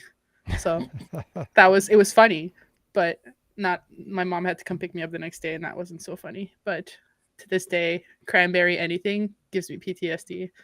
Vodka, I've made my peace with, but not fucking cranberry ginger ale. I'm the opposite. Vodka is my, like, I can never make peace Your with kryptonite. it. Mm-mm. So many times I've gotten like way too fucked up on vodka, and it's just really like it's so bad. Like rum is smooth. Vodka is just it fucks Well, you 'cause up. like vodka's like the go-to like cheap drink. You know what I mean? Like Mhm. if you go to a party, there's vodka. Always, every Yeah. time. Oh yeah. We were the Smirnoff Ice, drank 12 of them without realizing. Yeah. Yeah. But yeah. Drinking is not fun, but also No. very fun. I've been drinking all day, so I'm going to. I've been drinking counter a that on- doctor because it's good for you because it's a doctor. Dr. Paper. Dr. All Pepper right. Desmond. But I want to hear Sean's story, but obviously off the internet. But I want to hear it. Yeah. All right. I'll give you one. I'm not an advocate for driving drunk, of course, but there was one time that I had to chase my brother. We were both drunk as fuck. When I was younger, we used to have parties all the fucking time, like every fucking night almost. And there would be times where he would kind of get a little out of hand and he would get in a fight with somebody and he would like fucking just take off and drive like all the way out into the mountains, and like no one would give a shit. So I would have to go out and drive drunk to follow him to make sure that he was safe. And yeah, taking a 2-hour drive into the mountains while barely keeping your shit together, not a good time, not fun. So those are not fond experiences that I've had when I was drinking. Were you like younger? Oh yeah, I was like 17 maybe. Oh, okay. 7. Something like that. So you were like not legal but almost legal. Yeah, Oh wait, no, you guys it's 21. most of the drinking that Never I mind. did was before I was 21. Yeah, before Yeah, I was legal. Our Yeah. age here is 19 or 18 in Quebec, and I started when I was like 14 or 15. I think that's everybody though. Like if I you rebelled as soon as I dyed my hair against my mom's wishes. I was like, I could do anything. well, like once you're legally allowed to drink, it's not as appealing. Yeah, You it's know? and then It's like- you're sick. Yeah, you're like it's your rebellious phase, you know. You drink because you're not supposed to. You don't have to drink Fireball anymore, though. You can drink adult shit. Oh, like peppermint schnapps and like The- Goldschlager, like those are. Ugh. Goldschlager. We still have a bottle of that because it had gold in it. All right, let's get to the last comment. Here we go. All right, last comment is from Far Rails. The comment is this some kind of fan made or what? No, I it's real enjoyed good. watching it and why Leon's voice sounds like Leon. Why do you sound like you? Why Leon sound like Leon? It's definitely made by Capcom. Mm-hmm. So question one, is this fan made? No. Are you a fan of This is RE4? official content from Capcom. Sean's not a fan of Resident Evil. Their copyright expired, so I took over. Yep. Took over, put some lasers and strobe lights and EDM. I was a machinima pioneer, okay? That's what I was. All right. Question 2. What else are you a fan of that you want to make a machine min? Days of Our Lives. So many things. Oh my god. I have a folder filled with ideas that I want to do. Mm-hmm. But Dante beat me to it, but I'm considering doing a Silent Hill machinima. But I have like a million things that take priority over it. But one day we'll see. One day when he'll be A real lot of them I'm pursuing. I'm trying to do a lot. I don't want to talk about them because I don't want to put them out there and be like, oh, well, when's so and so coming out? But I have plans to do a lot of the machinimas. Most of the machinimas that I want to do, I will do. It's just a matter of time getting to them. So you will see them eventually. Okay. Question for you, last one. Why does Leon's voice sound like Leon? Come on, Sean. What were you thinking? Voicing 'Cause he's Leon voiced by like Ashley. Leon? I don't even know what that means. Why does Leon sound like Leon? I mean, it should be sounding like Ashley and like a woman and Right? Maybe they thought like your voice sounds like the actual Leon. But it doesn't. I don't know. Like that was never a thing that I considered. Like I'm gonna try and sound like Leon. Like that was never a thought in my mind. No, you just wanted to sound like you're gritting your teeth and going, okay. It's funny how many times like before people were commenting like, oh, the gritted teeth thing, like that would come up all the time. Like that I never even realized that was a thing. I was just like angry. like I guess because I wanted to sound as angry. Yeah, like when you get mad, you grit your teeth. Yeah, it's like a natural part of the process of being like really angry. So like I didn't really think that far into it. So like I hadn't even realized that I was doing that until people constantly said, "Oh, the gritted teeth thing." I'm like, "Oh, I guess I am." Oh, oops. Yeah, that was Read Your Comic-Coms. We got there. We did it. I've done it. For like the third episode in a row, I wanted to talk about some fucking goddamn survival horror shit, but we're running too late. So I'm gonna It's only at 45. Yeah, it's only 2 hours and 45 Yeah, minutes. if you No make big it deal. 15 minutes, we'll do it a solid 3 hours. Should we do it? Fuck it, why not? All right. I have an image to pull up. Ooh. If I can find it. That's not what I wanted. Fuck. Also, I have to send you a little message that you might get mad at me about. Uh-oh. Yeah, but yeah. So this is something I've been looking at recently and just kind of wondering like the what ifs, like obviously I've talked about my position in terms of the Resident Evil 3 remake. I think it's a good game. I like it for what it is, but it is not a Resident Evil 3 remake. It's kind of its own thing. And there's a lot of people out there that feel the same way. And there is a developer, Blue Square, that made a interpretation of what a Resident Evil 3 remake should look like. And it's pretty impressive from what I've seen. I think there's a demo or like a some kind of a, I don't know, some build of the game that they want to make. And it's pretty impressive. Like I like the way that they approached things. Obviously, the biggest thing that I like is the fact that they kept the original Nemesis design, which I feel is so much better than Piano Teeth Nemesis, obviously. And, everybody likes the original design of Jill. But more importantly, this version, this fan remake version of Resident Evil 3 is like, it does stay true to the original design, but it kind of takes the Resident Evil 1 remake approach, where it's taking the general concept of what Resident Evil 3 was and expanding upon that to kind of build a deeper lore within the confines of the original game, rather than just going off and doing something new. And they did some cool things where they did like a flashback. It's in first person.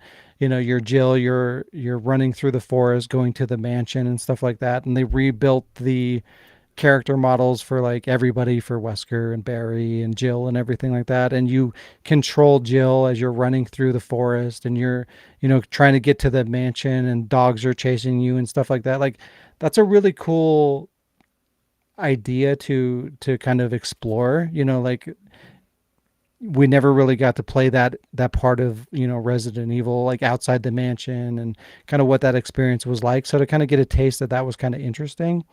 But again, it's the idea of exploring existing lore compared to deviating from that is kind of my thing. Like let's look at the past. We're talking about a remake. We're exploring something that already exists in the Resident Evil universe. So like let's look into, what happened in the past rather than overwriting what happened in the past. Like I like that idea of approaching things. But they stayed more, from what I could tell. I haven't played the actual game myself, but from what I've seen a couple of videos, and it looks like it's pretty true to the original Resident Evil 3. But they remade the graphics and everything like that. They updated the gameplay and whatnot, and then they implemented these like what if scenarios, going back to, like exploring Jill's experience going into the mansion in the original game and stuff like that through flashbacks and stuff like that. That's kind of what I wish they would have done with the actual remake. Like I feel like the idea is out there, because with the new Resident Evil show, they're exploring that concept by, we talked about flashbacks to Resident Evil 4, and you have Salvatore and stuff like that. But like, why not do that in the games? Like that's a really interesting way to explore like snapshots of older games in a modern redesigned environment. You know what I mean? Yeah. Like you don't need to rebuild every game from the ground up and reinterpret that, but it's kind of interesting to explore that in snippets. Like we're doing a remake, let's kind of capture the magic of the original games in these little pieces. Like I like that idea. I think that's a good way to do it, and you're less likely to damage the original.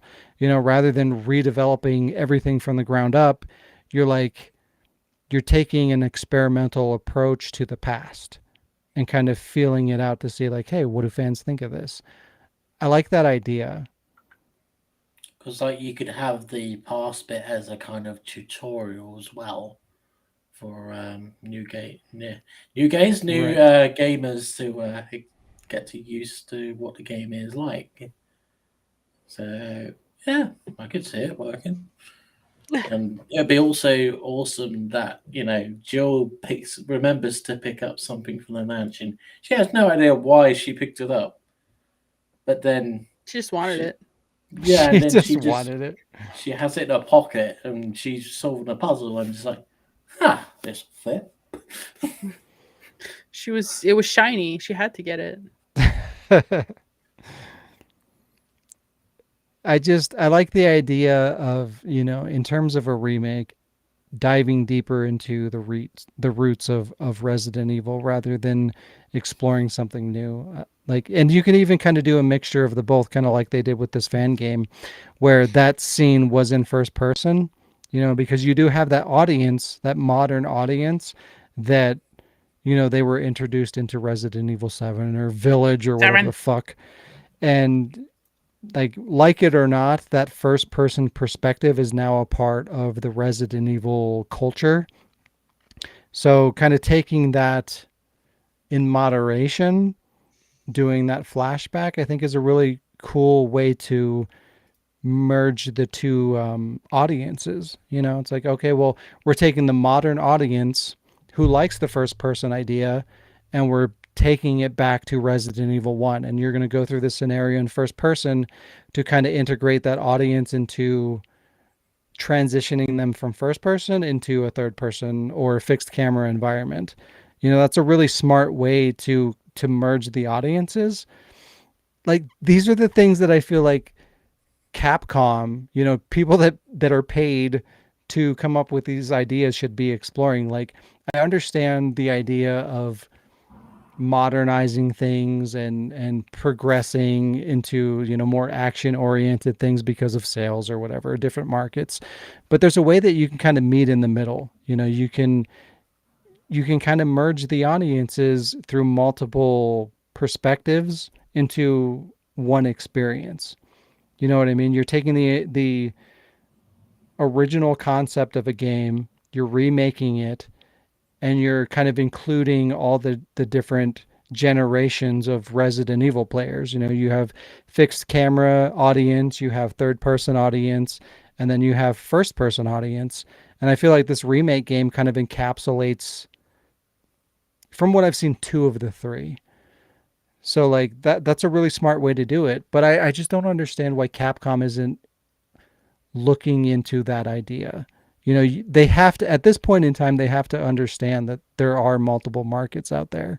You know, you have the original fan base, you have the new the current fan base, and you have kind of like the middle ground that are open to whatever, right? Like, so when you're paying people to research and develop new concepts and ideas of what Resident Evil looks like why are they not exploring these ideas? Like, why do we have to deviate so far away from the source material that we're making something like Resident Evil 3 remake? You know, like this Resident Evil 3 fan remake game is such a great idea of incorporating all these ideas. Yeah, but the problem is, it's business. Yeah, it's business to a point, and it is kind of representative of how the original Resident Evil 3 was quickly done after RE2. And when you think of RE2 remake, how quick RE3 remake came out, it's pretty much about the same time. So in that kind of context, it's like, yeah, it's similar to that, but just RE3 remake just kind of shit the bed. But so Jazz's response or Poor Jill had pants. Yeah, it's the problem is when you do these fan projects, yeah, they can be they can have all these fantastic ideas and all that. Problem is they will get just pulled down, and then it's like, what were you talking about? Yeah. It's like, you will enjoy my shit, the official shit, because reasons. Give me your money. Right. Money. But like that's kind of my problem, is like, where is the disconnect? Like, why do we really have no one in the business market that is also invested in the like, we can't find anybody that's a fan of Resident Evil that is smart enough to be like a marketer or a developer or an artist that can do both, you know, that understands the culture of Resident Evil and what, like, the current state of the audience and what they want. You know, like, if you hire the right person to be the lead of whatever Resident Evil 3 remake, if you get the right person in that role, they're going to balance that. You know, they're going to be passionate enough to understand what the fan base wants because they're a fan, but they're also going to have the know-how on the business side to know what's marketable and what's going to make them money. You can't tell me there's no one in the world that can have that balance. You know, there's somebody out there that understands both. So why are we getting somebody involved that just doesn't give a shit about that stuff? You know, it's so obvious when you have a person in place that is just pursuing the money, the business side of things, because Resident Evil has such an outspoken audience that they're very clear as to what they want. You know, yeah, there's always going to be a new market, you know, that is unpredictable. You know, you do something brand new from scratch, there's going to be people in the world that are interested in the new idea of what Resident Evil can be. But when you do that, you're alienating the original market of people that liked fixed cameras and the original idea of what Resident Evil characters are and what the story should look like. You know, it's finding a balance of the two. You know, how to, like, this fan game, I think, is such a great expression of what that can look like, because it does both. It's modernizing things for the current generation, but it's keeping intact the aesthetic and the characters and the concept of what the original is, while also pursuing new ideas. You know, like that whole, like, there's no there's no demand to revisit Resident Evil 1 and go into this first person mode and explore approaching the mansion and making that playable. Like, that's a completely creative idea, but it's tapping into the original fan base, to pull them back into the modern Resident Evil experience, but modernizing it enough to tap into the modern market. Like, it's not that complicated to find a middle ground. It's just getting somebody in position to do that properly. All right, so let's put it in a different perspective. If they did another remake of the first Resident Evil game, would you want to play as Rebecca thinking back to her times with Billy, or, would you want to replay that?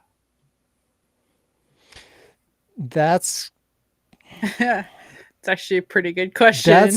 yeah, I would say overall no, because like not a lot of people really accepted Zero the way that they had wanted to. You know what I mean? Like, I feel like Resident Evil Zero is one of those games that It kind was of, the adopted kid. yeah, like it's one of those games that kind of pushed outside of the realm of like it's one of those games that it tried to get a little too weird. Like, let's put it that way. Like with Marcus and the leeches and stuff like that. I It feel tried like to get too weird. they're, again, like, part of my thing is Resident Evil should be semi-grounded in reality. Like, when they start reaching outside of that is when I start to feel my personal disconnect. And like, you've got leeches that form into people, and the Marcus in his weird, like, he's this Singing. old guy and he sings and he turns into this young dude and turns into a pile of leeches. Like, and then they did Outbreak with like zombie elephants and lions. Like, it's And that bears. it's that period of time where Resident Evil started to kind of lose its groundedness, and it started to be whatever. I think they were just trying to grasp at, different ways that they could make the franchise different, and they went a little too far. And then we started to build off of that, and now we have werewolves and vampires. But even in general, in terms of like how Zero played and just how that game was executed in general, like, the reception wasn't that great. I personally like Zero, but for them to build like a Resident Evil 0-1 hybrid, I don't know how they could pull that off successfully. Umbrella Chronicles. It's kind of different though. It's more of like a, But I mean, they revisit all the games rather than combining them into one. But I mean, they did add on that part where you play as Rebecca with Richard and the snake. Like, it was Rebecca's part in that mansion. Not a lot though, but it did kind of go there. So it did, but not really well. Yeah. Yeah. Hold on, I'll be right back. Give me 1 second. Wow. Yeah,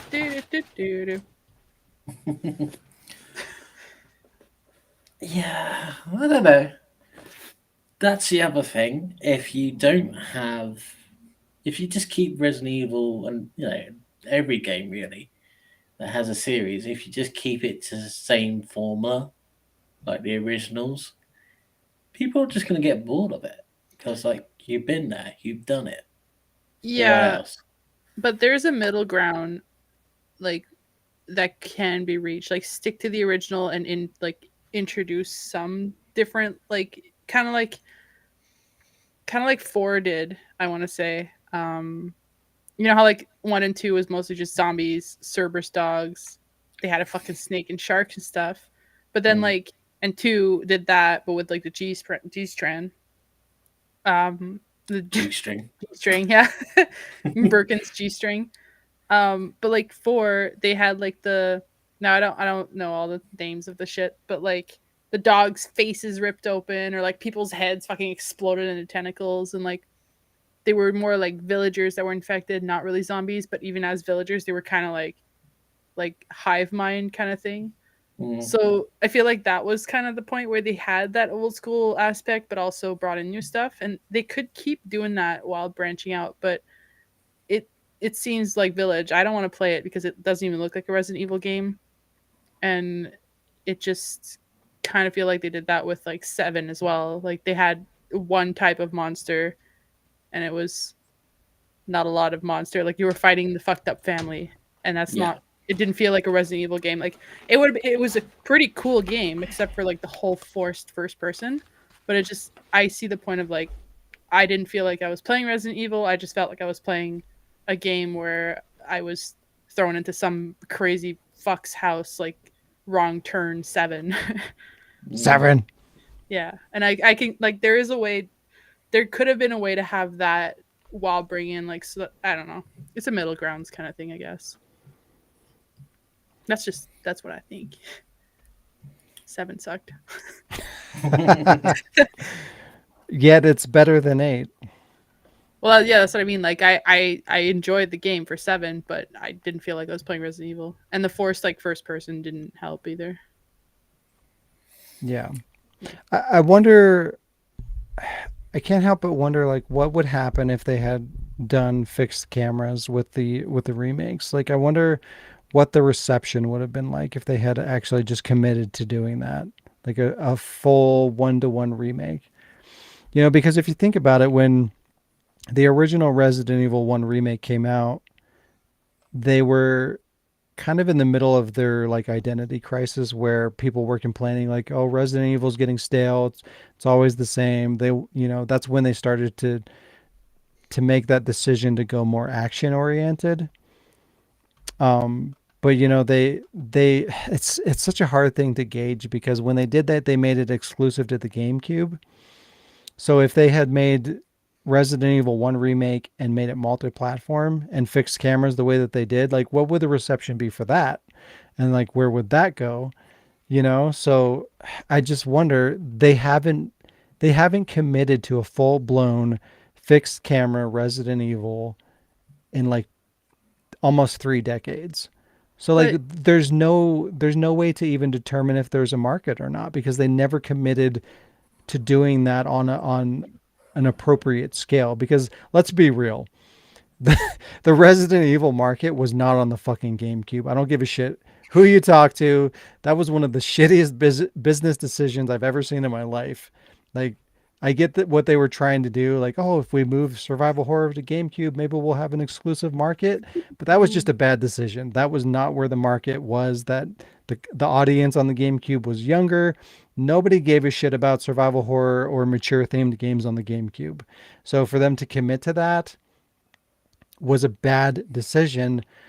But the feedback that they got in pursuing that influenced the trajectory of Resident Evil as a whole, because they were like, oh, well, you know, we made Resident Evil 0 and Remake and 4 all on the GameCube and it did terrible. And then they took that feedback and then they changed the direction of Resident Evil from there.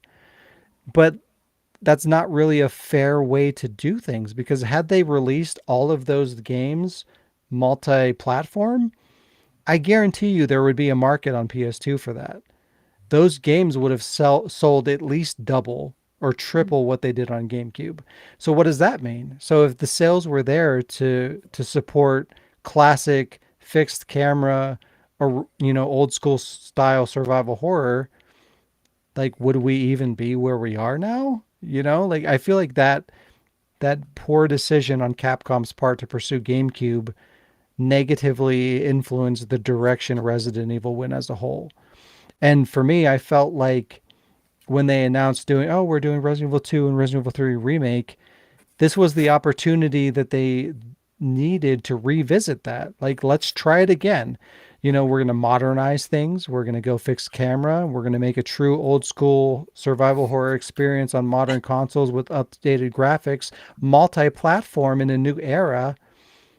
That could have done like crazy things for old school style Resident Evil. Like, they could have changed the landscape entirely, but I feel like they were too afraid to take that risk because we know that the modern audience likes action, That's going to sell. It's a more guaranteed sell, just making it more action oriented to put it in third person. It's a broader market, but we'll never know if it would have worked or not had they gone fixed camera. It might have. The fucking Resident Evil community right now is massive.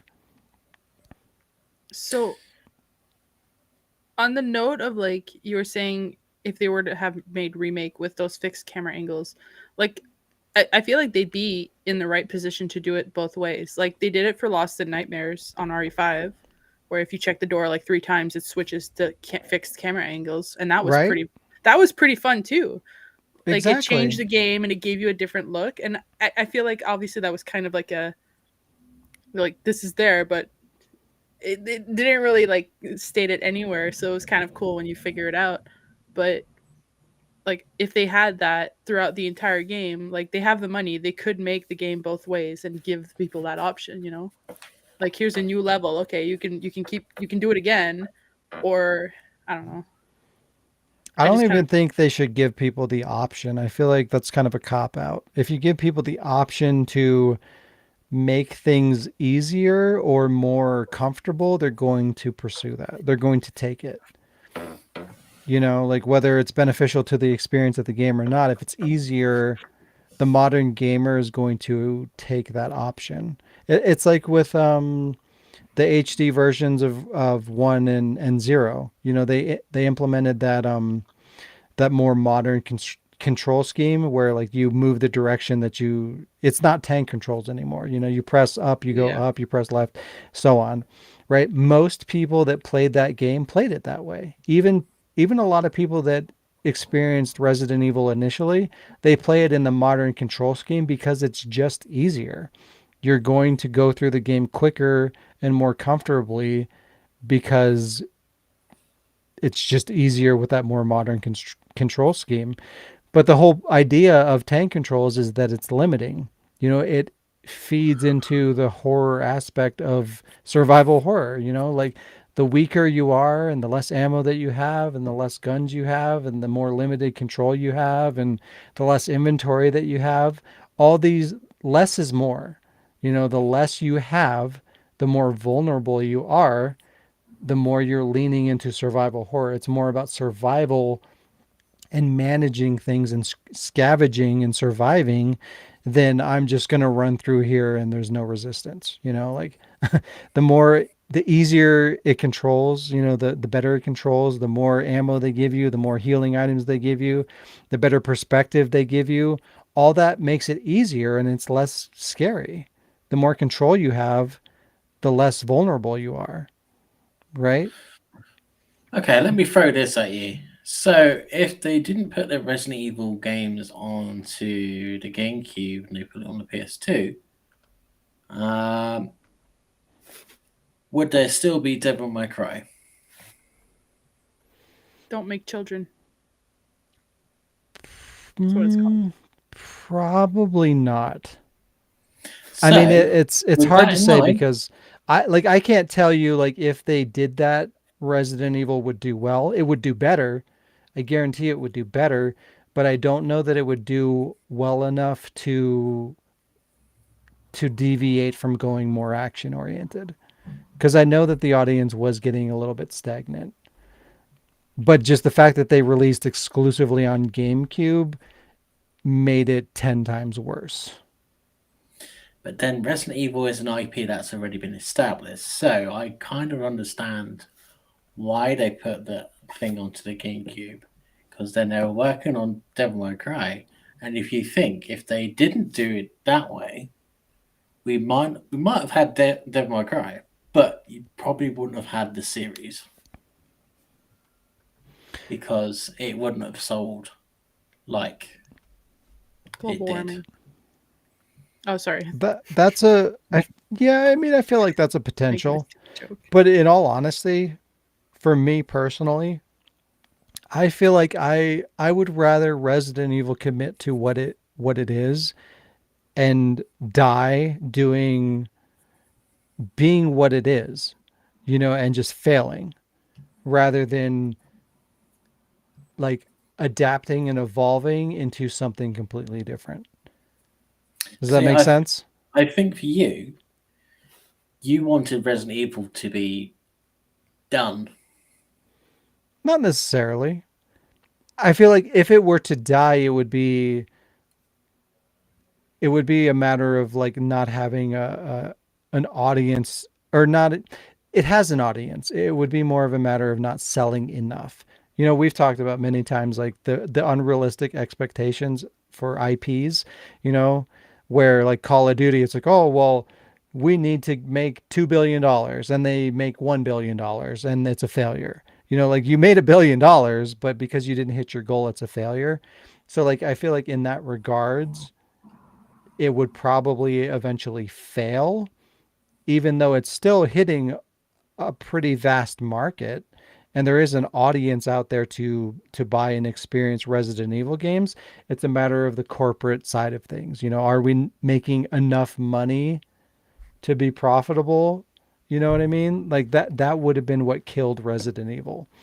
But to me, I would rather them continue to make Resident Evil games true to form and fail in the process, you know, as far as a marketable IP, because it would continue to be the same thing going forward consistently. And then, you know, they weren't meeting their goals financially, and then they failed because of that reason. I would rather that than them turning into Village.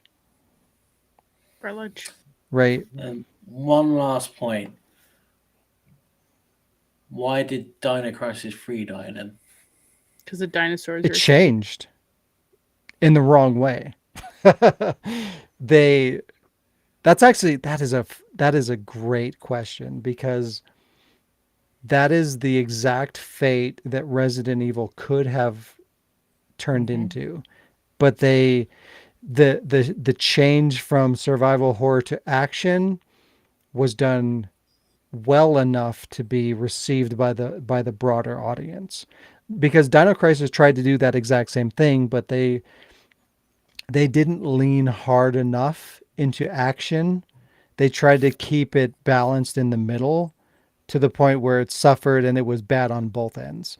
It was a bad survival horror game and it was a bad action game, because they tried to be two in the middle, you know, because they kept it fixed camera, but it was too action. So nobody wanted it. So you've got to find, again, this is where it goes back to like finding the right person that understands the source material, but also understands the market, that can find a middle ground that doesn't alienate both sides, but can grow the franchise while keeping it intact with what it was originally. But yeah, Dino Crisis 3 and Resident Evil 4, that's the split, right? You've got to find a middle ground between the two. Otherwise, you're going to fail.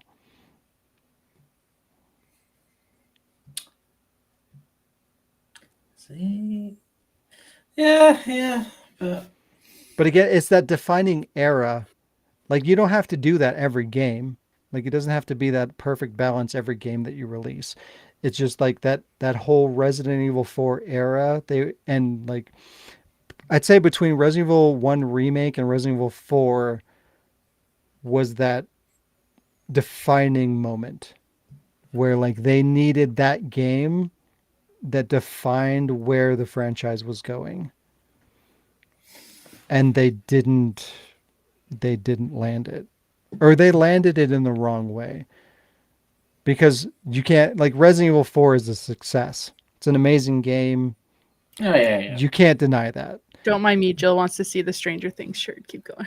But it wasn't, there you go. It wasn't a defining Resident Evil game. It was a defining action game. For better or worse. I really like the 5 thing. I'm going back to that. I really like the option to change. I would like that if they put that in new games. Well, like have, like, but wouldn't you first pick person and third person and over yeah, shoulder? like you can trigger to switch modes if you want to. Yeah, for the camera, like you play know how you want to play, because how you like to use it. Yeah, like when you first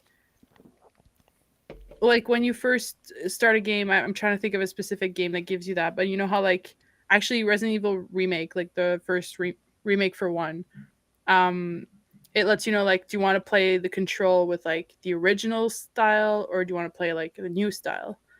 And I think Resident Evil 2 at somewhere had that, like you can either have the joystick mode where like you can walk forward, or if you change directions like the character just faces the other way, or you can have to do like the quick turn in order to turn around. They could do something similar to that, like choose your camera mode, like do you want like cool original style fixed cameras, or do you just want to play normal? And like it just, I don't know, it would give you that experience of like, hey, this is how I like to play my Resident Evil games, but then if it's, you can also play it like the way it's made or whatever. I don't know, I think I would But like that option. when you're designing the game though, you have to balance it for one of the two. Like it's not like you can't, it's not going to work effectively for both. So you have to decide like, what is the vision?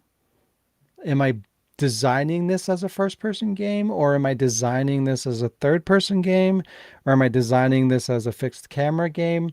Because like you can't build it for all of them. Like the camera perspective is going to change your experience positively or negatively. It's going to give you more power or it's going to break mechanics. But So like you have to pick one. it So worked well for like Lost Nightmares, right? it Like did, like it worked, but you're going to have an easier experience if you play in third person.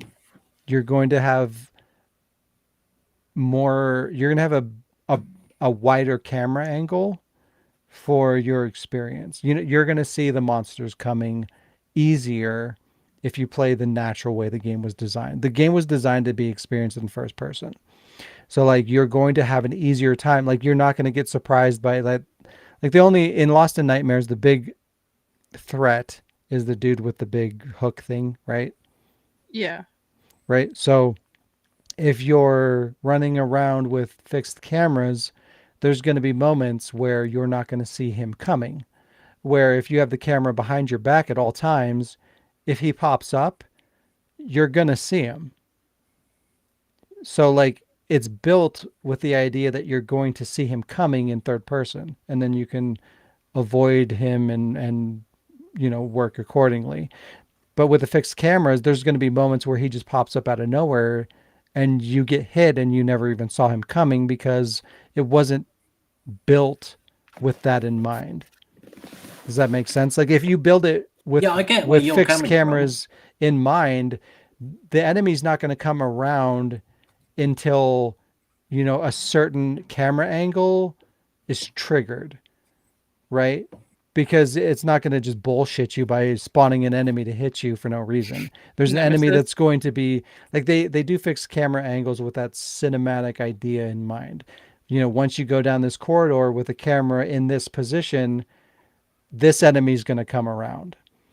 But when you have more creative freedom with where the camera is going to be, the camera's always behind you.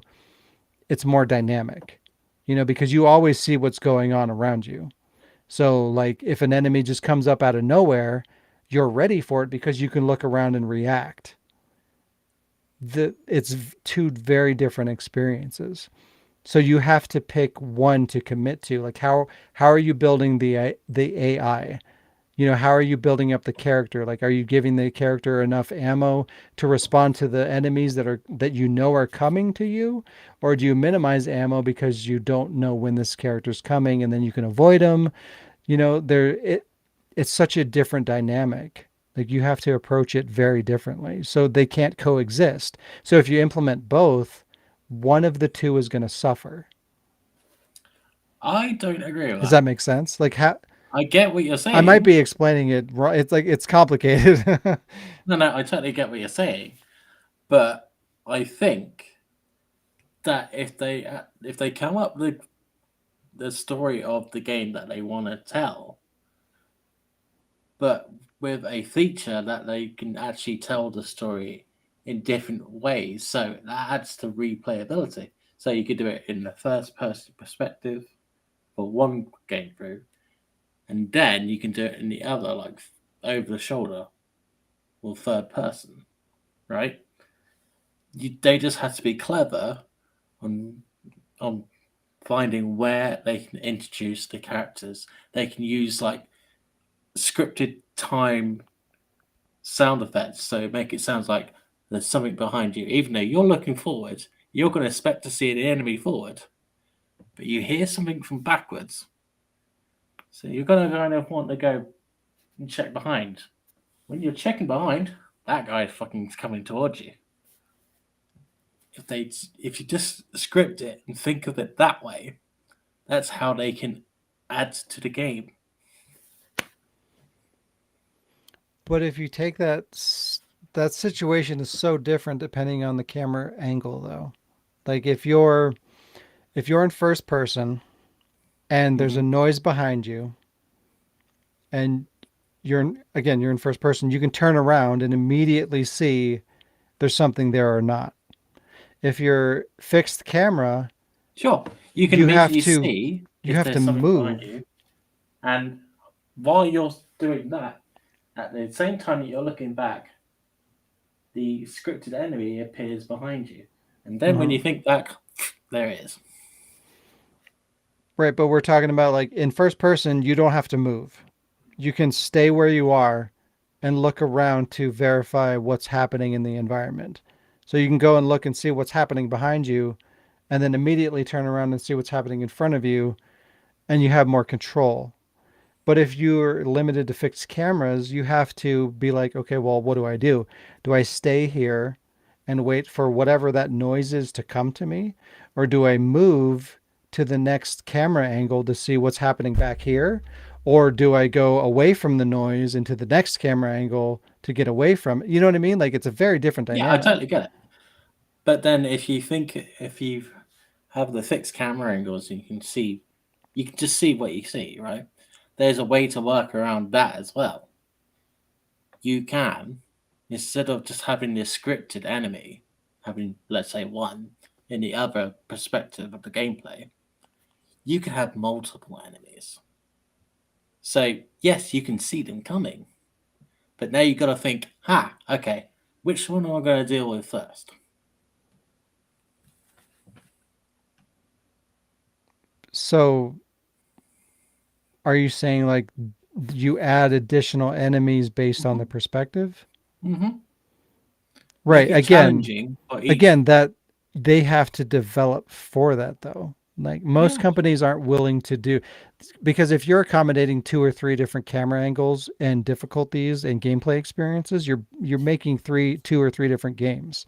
Most companies aren't willing to do that. So they'll take a primary path and then they'll like haphazardly add an additional is the problem, right? So if they build it to be a first person game and they add a third person perspective, it's broken because they're not going to build that 2 versions that you're talking about where you're going to have the additional enemies and whatnot. They're going to build it one way, and then the additional mode is just like cosmetic, basically. Yeah, I totally get what you're saying there, but wouldn't it be awesome if they did? I agree with you. Yeah. This was my stance with the remake 100%.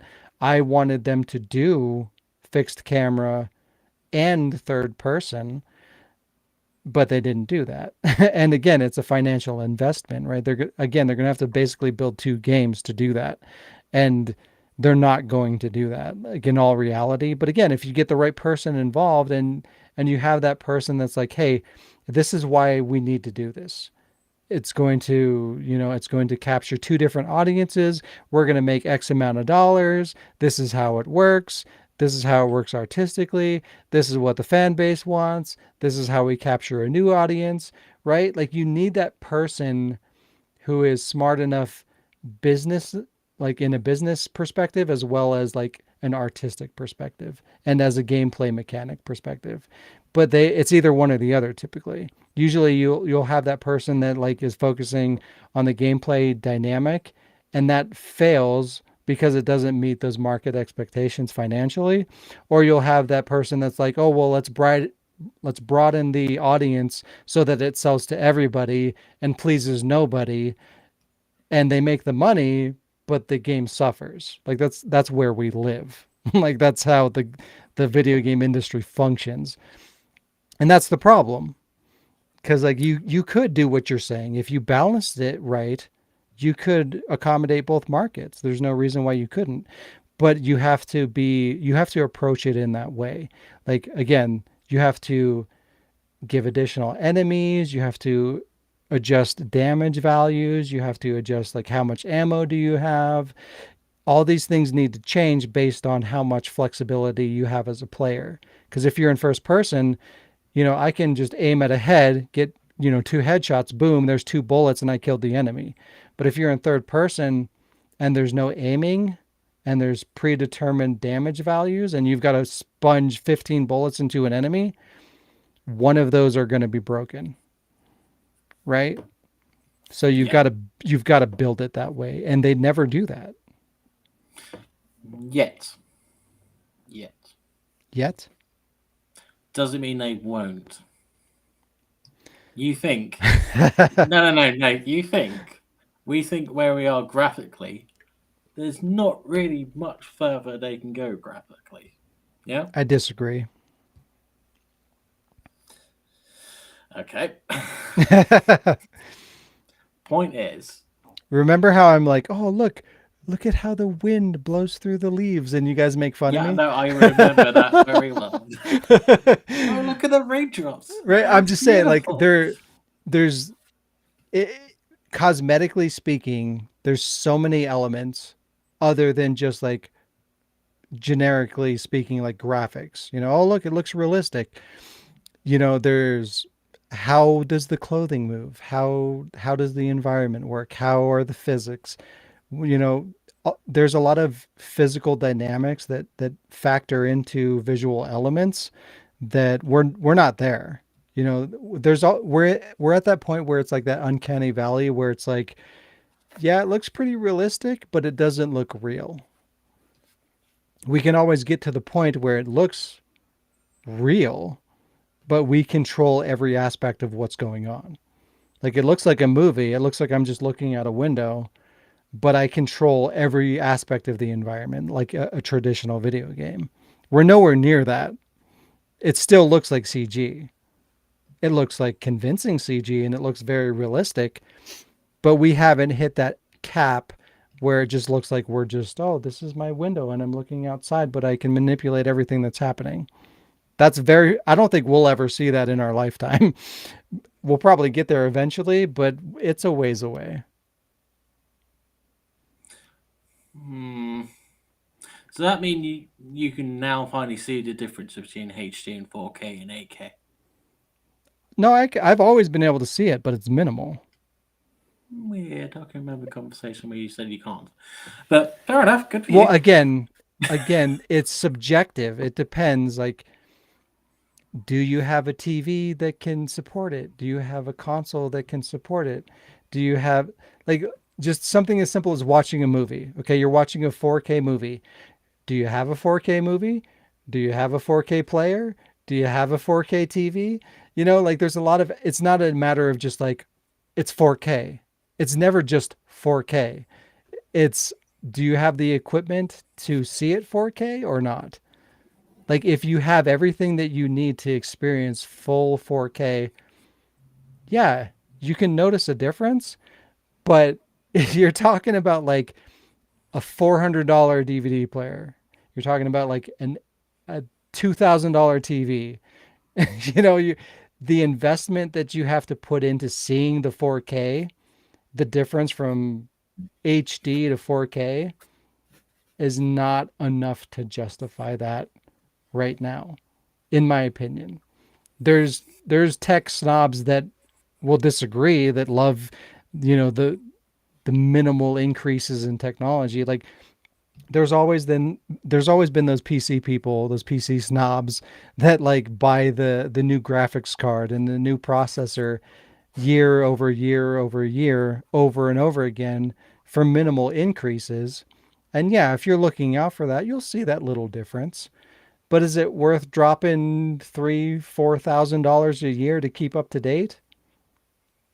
Typically, not really, unless you have just money to throw in the trash and you really appreciate that kind of thing. Yeah, but for the average consumer, it's not worth it. I know. I miss my 4K TV.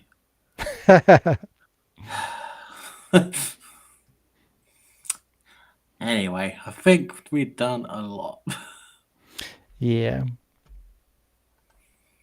Anything you guys have to add? Like, you've mentioned your kind of your disagreements.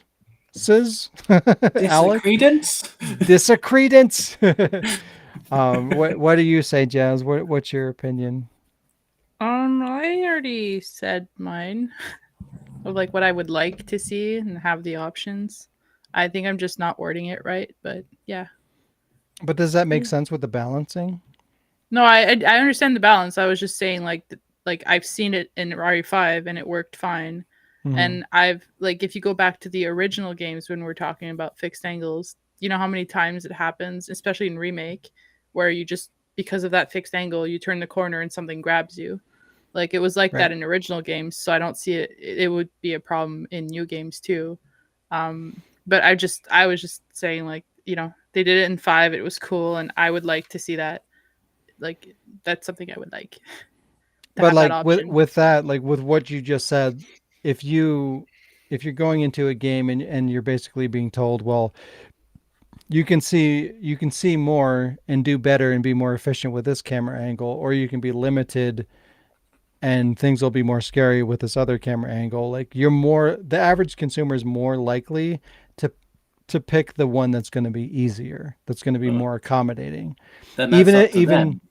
It is, but if they designed it for those scares where you're going around the corner and they want you to be grabbed because it's a scare, you're losing that, right? Because it's part of the reward is like, okay, well, the first time you go through, you're getting the scares, you know, you're taking that extra hit and you're getting scared because it's a survival horror game.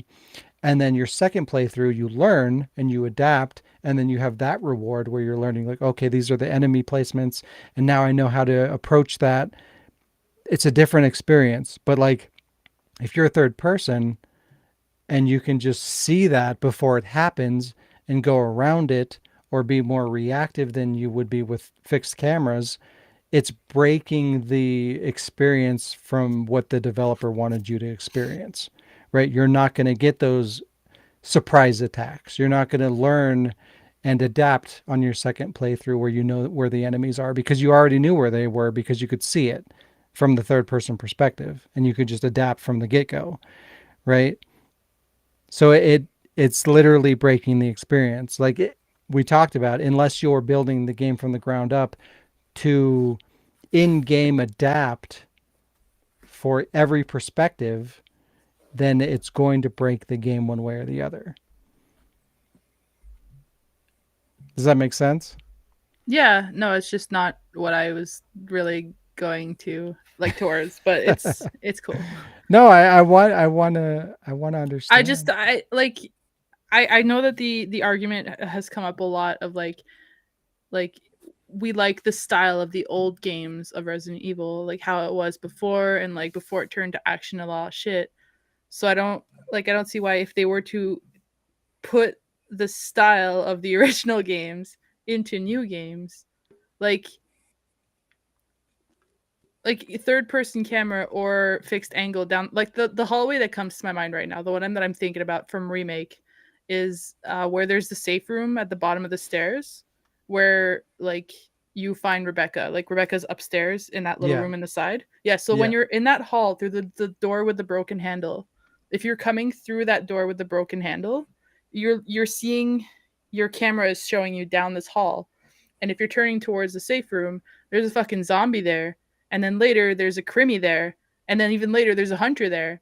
But like you're like, oh, I've already killed the zombie, so whatever. And like as you're going there, blah, he jumps out at you. And that was fun. But like if you're in third person and you're walking up to that hallway, you still have to turn that hallway, even if you're seeing a little bit more over your shoulder. You can't really see what's around the corner if he's hiding around that corner. Yeah. So like and this is just me, like things that I would like to see. It's not something they're gonna do or like the physics or whatever. It's just like I think it would be really cool. Again, like they did for a little bit in Lost in Nightmares, is if you had the choice of whichever angle, whichever camera style you wanted for the game, you can't switch back and forth. You start your game in that one, that's what you get. This is the whole game. You're stuck with it. And like either way, you get that scare, that scare. I want to say tactics, but that's not what I'm thinking of. But just like you get that, like, oh shit, there's a guy there, and then you know he's there. But either way, like I'm completely cutting out first person. First person doesn't belong in Resident Evil. It's stupid. It should go to hell. I agree. But like, you know, when you're playing RE2 remake and you're hearing you're hearing Mr. X, and you know he's like around, but you don't know where. The camera, I feel like, doesn't change that.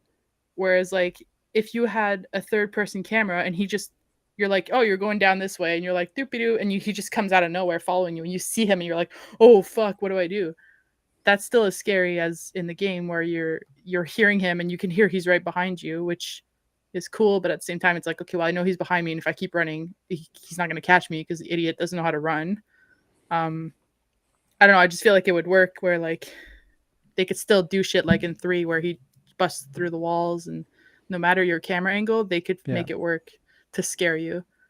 And that's just what, I don't know. That's just in a perfect world. I'm gonna create a little nerd to create that game for me.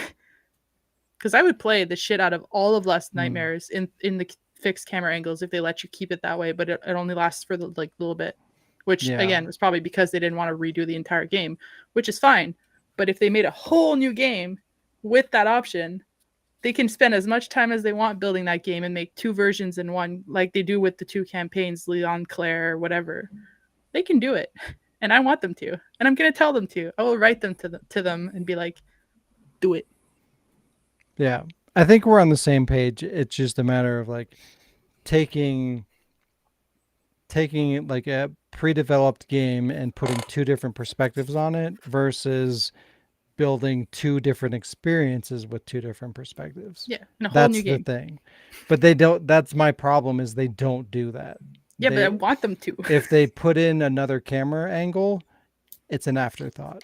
They're going to take a focused approach towards their game, whether it's first person or fixed camera or third person or whatever it is. They're going to build the game based on one and then add the different perspectives as an afterthought, and it breaks the game. So we should all write to them and tell them, make a new Resident Evil game. Don't bring in no fucking werewolves and vampires and shit. Just make it a classic, but do this. We'll just write the script for them, tell them what to do, but be like, you guys make it, and we'll buy it. Or we win the lottery and we do it ourselves. That sounds amazing. I mean, if I win the lottery, I'm going to pay a nerd to do it for me, because I don't want to learn all that coding shit. I don't got time for that. I wish they'd put random item modes in every Resident Evil game. Like if they randomize the items for every game, like you could play those games forever. You know, like part of what ruins Resident Evil is like once you go through it the first time, you know what to expect. You know where everything is. You know where all the items are, where all the enemies are. Kinda, but then if you don't play it for a long time, like Jazz, but if you randomize After everything, spending 80 hours, I you forgot what was over there. Right, but if you randomize it, every time you play that game is a brand new experience. Like you get that fresh Resident Evil experience whenever you want. But again, it's important to set that expectation. If you just think that you're playing a regular game and things aren't going to change, and then they do change every time you play, that's a detrimental experience. But if that's mentioned that, hey, there's a mode in the game that you can play where items rotate and you're expecting that, it's great, you know, because you can play the vanilla, you know, Resident Evil experience and know what to expect. And then you can play the randomized version where everything changes every time and it's a new experience. Right? It's about setting those proper expectations. But if they do that properly, That'd be amazing to have a random Resident Evil mode. They should do it like Last of Us 2, where there's a mode that every time you die, it like mirrors the world. Yeah. It did that? Well, I don't it's like remember that. it's part of the renders that you can change in the options. I think you have Oh. to beat the game first, and then it unlocks all that shit. But there is one that like if you die, or you can mirror the world, or you can set it to like mirror on death, and just it changes everything. Kind of like I don't know, I'm not gonna get into that, but yeah. It's a whole different game series that I was gonna get into. They can do randomized stuff, but like this is what they should be doing with remakes, not just make it prettier, or not remakes, but like remasters and shit like that. Like don't just make it prettier. Like if you give the extra options, again, options, not like this is how it is now.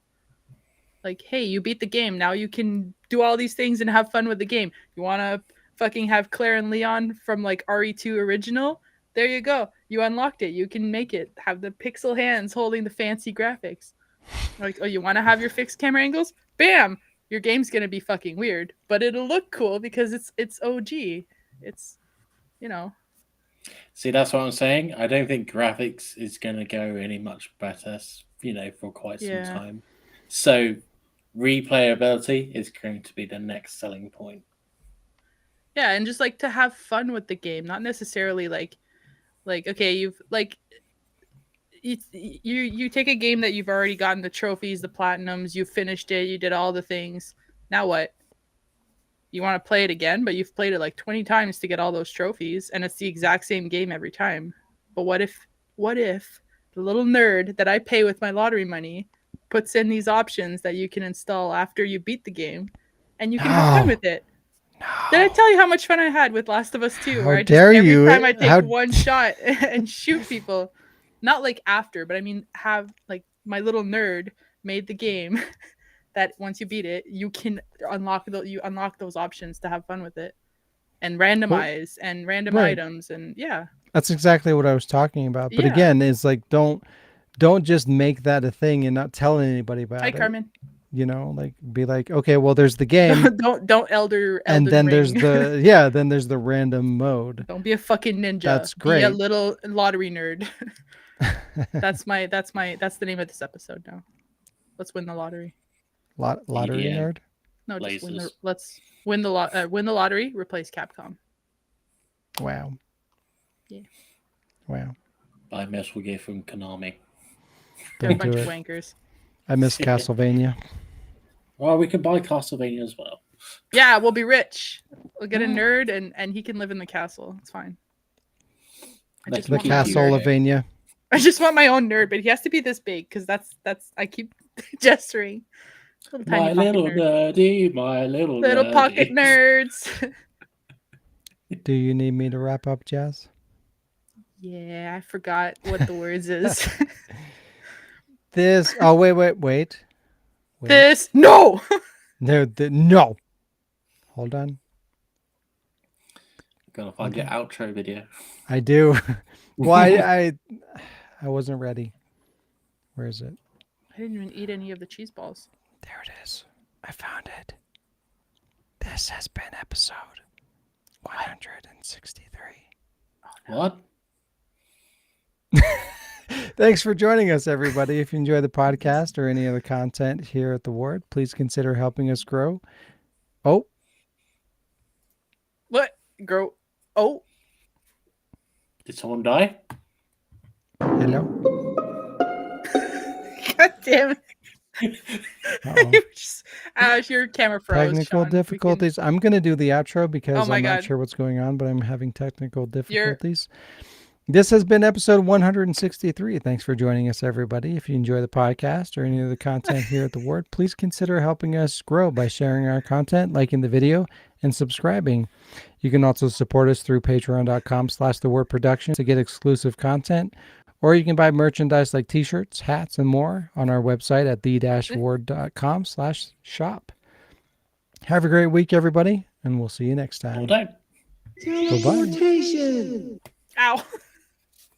That hurt my finger and my ear. So you just went into like live from Afghanistan camera. Can you still hear us, Sean? I think Sean? he's melted. At least it happened at the end. See, if he had a tiny pocket nerd, he wouldn't have to worry about this. Oh my god, it's Tiny still pocket alive. nerd. Yep. Hi guys. Oh, oh no. Well, We this don't is know going to how to keep on until stop it. next Saturday. Yeah. I know what we can listen to. Ensuring complete global masturbation.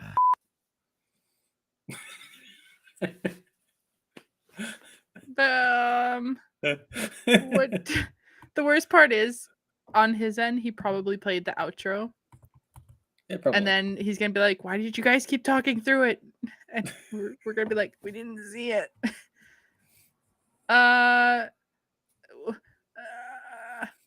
What do we do? Random buttons.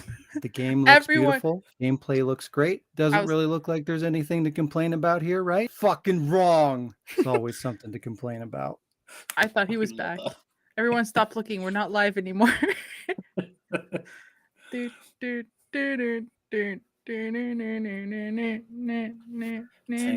No. Take our clothes off. I don't know if I can like log on to his YouTube and just. Oh, Sean, we're still live and we have totally been behaving.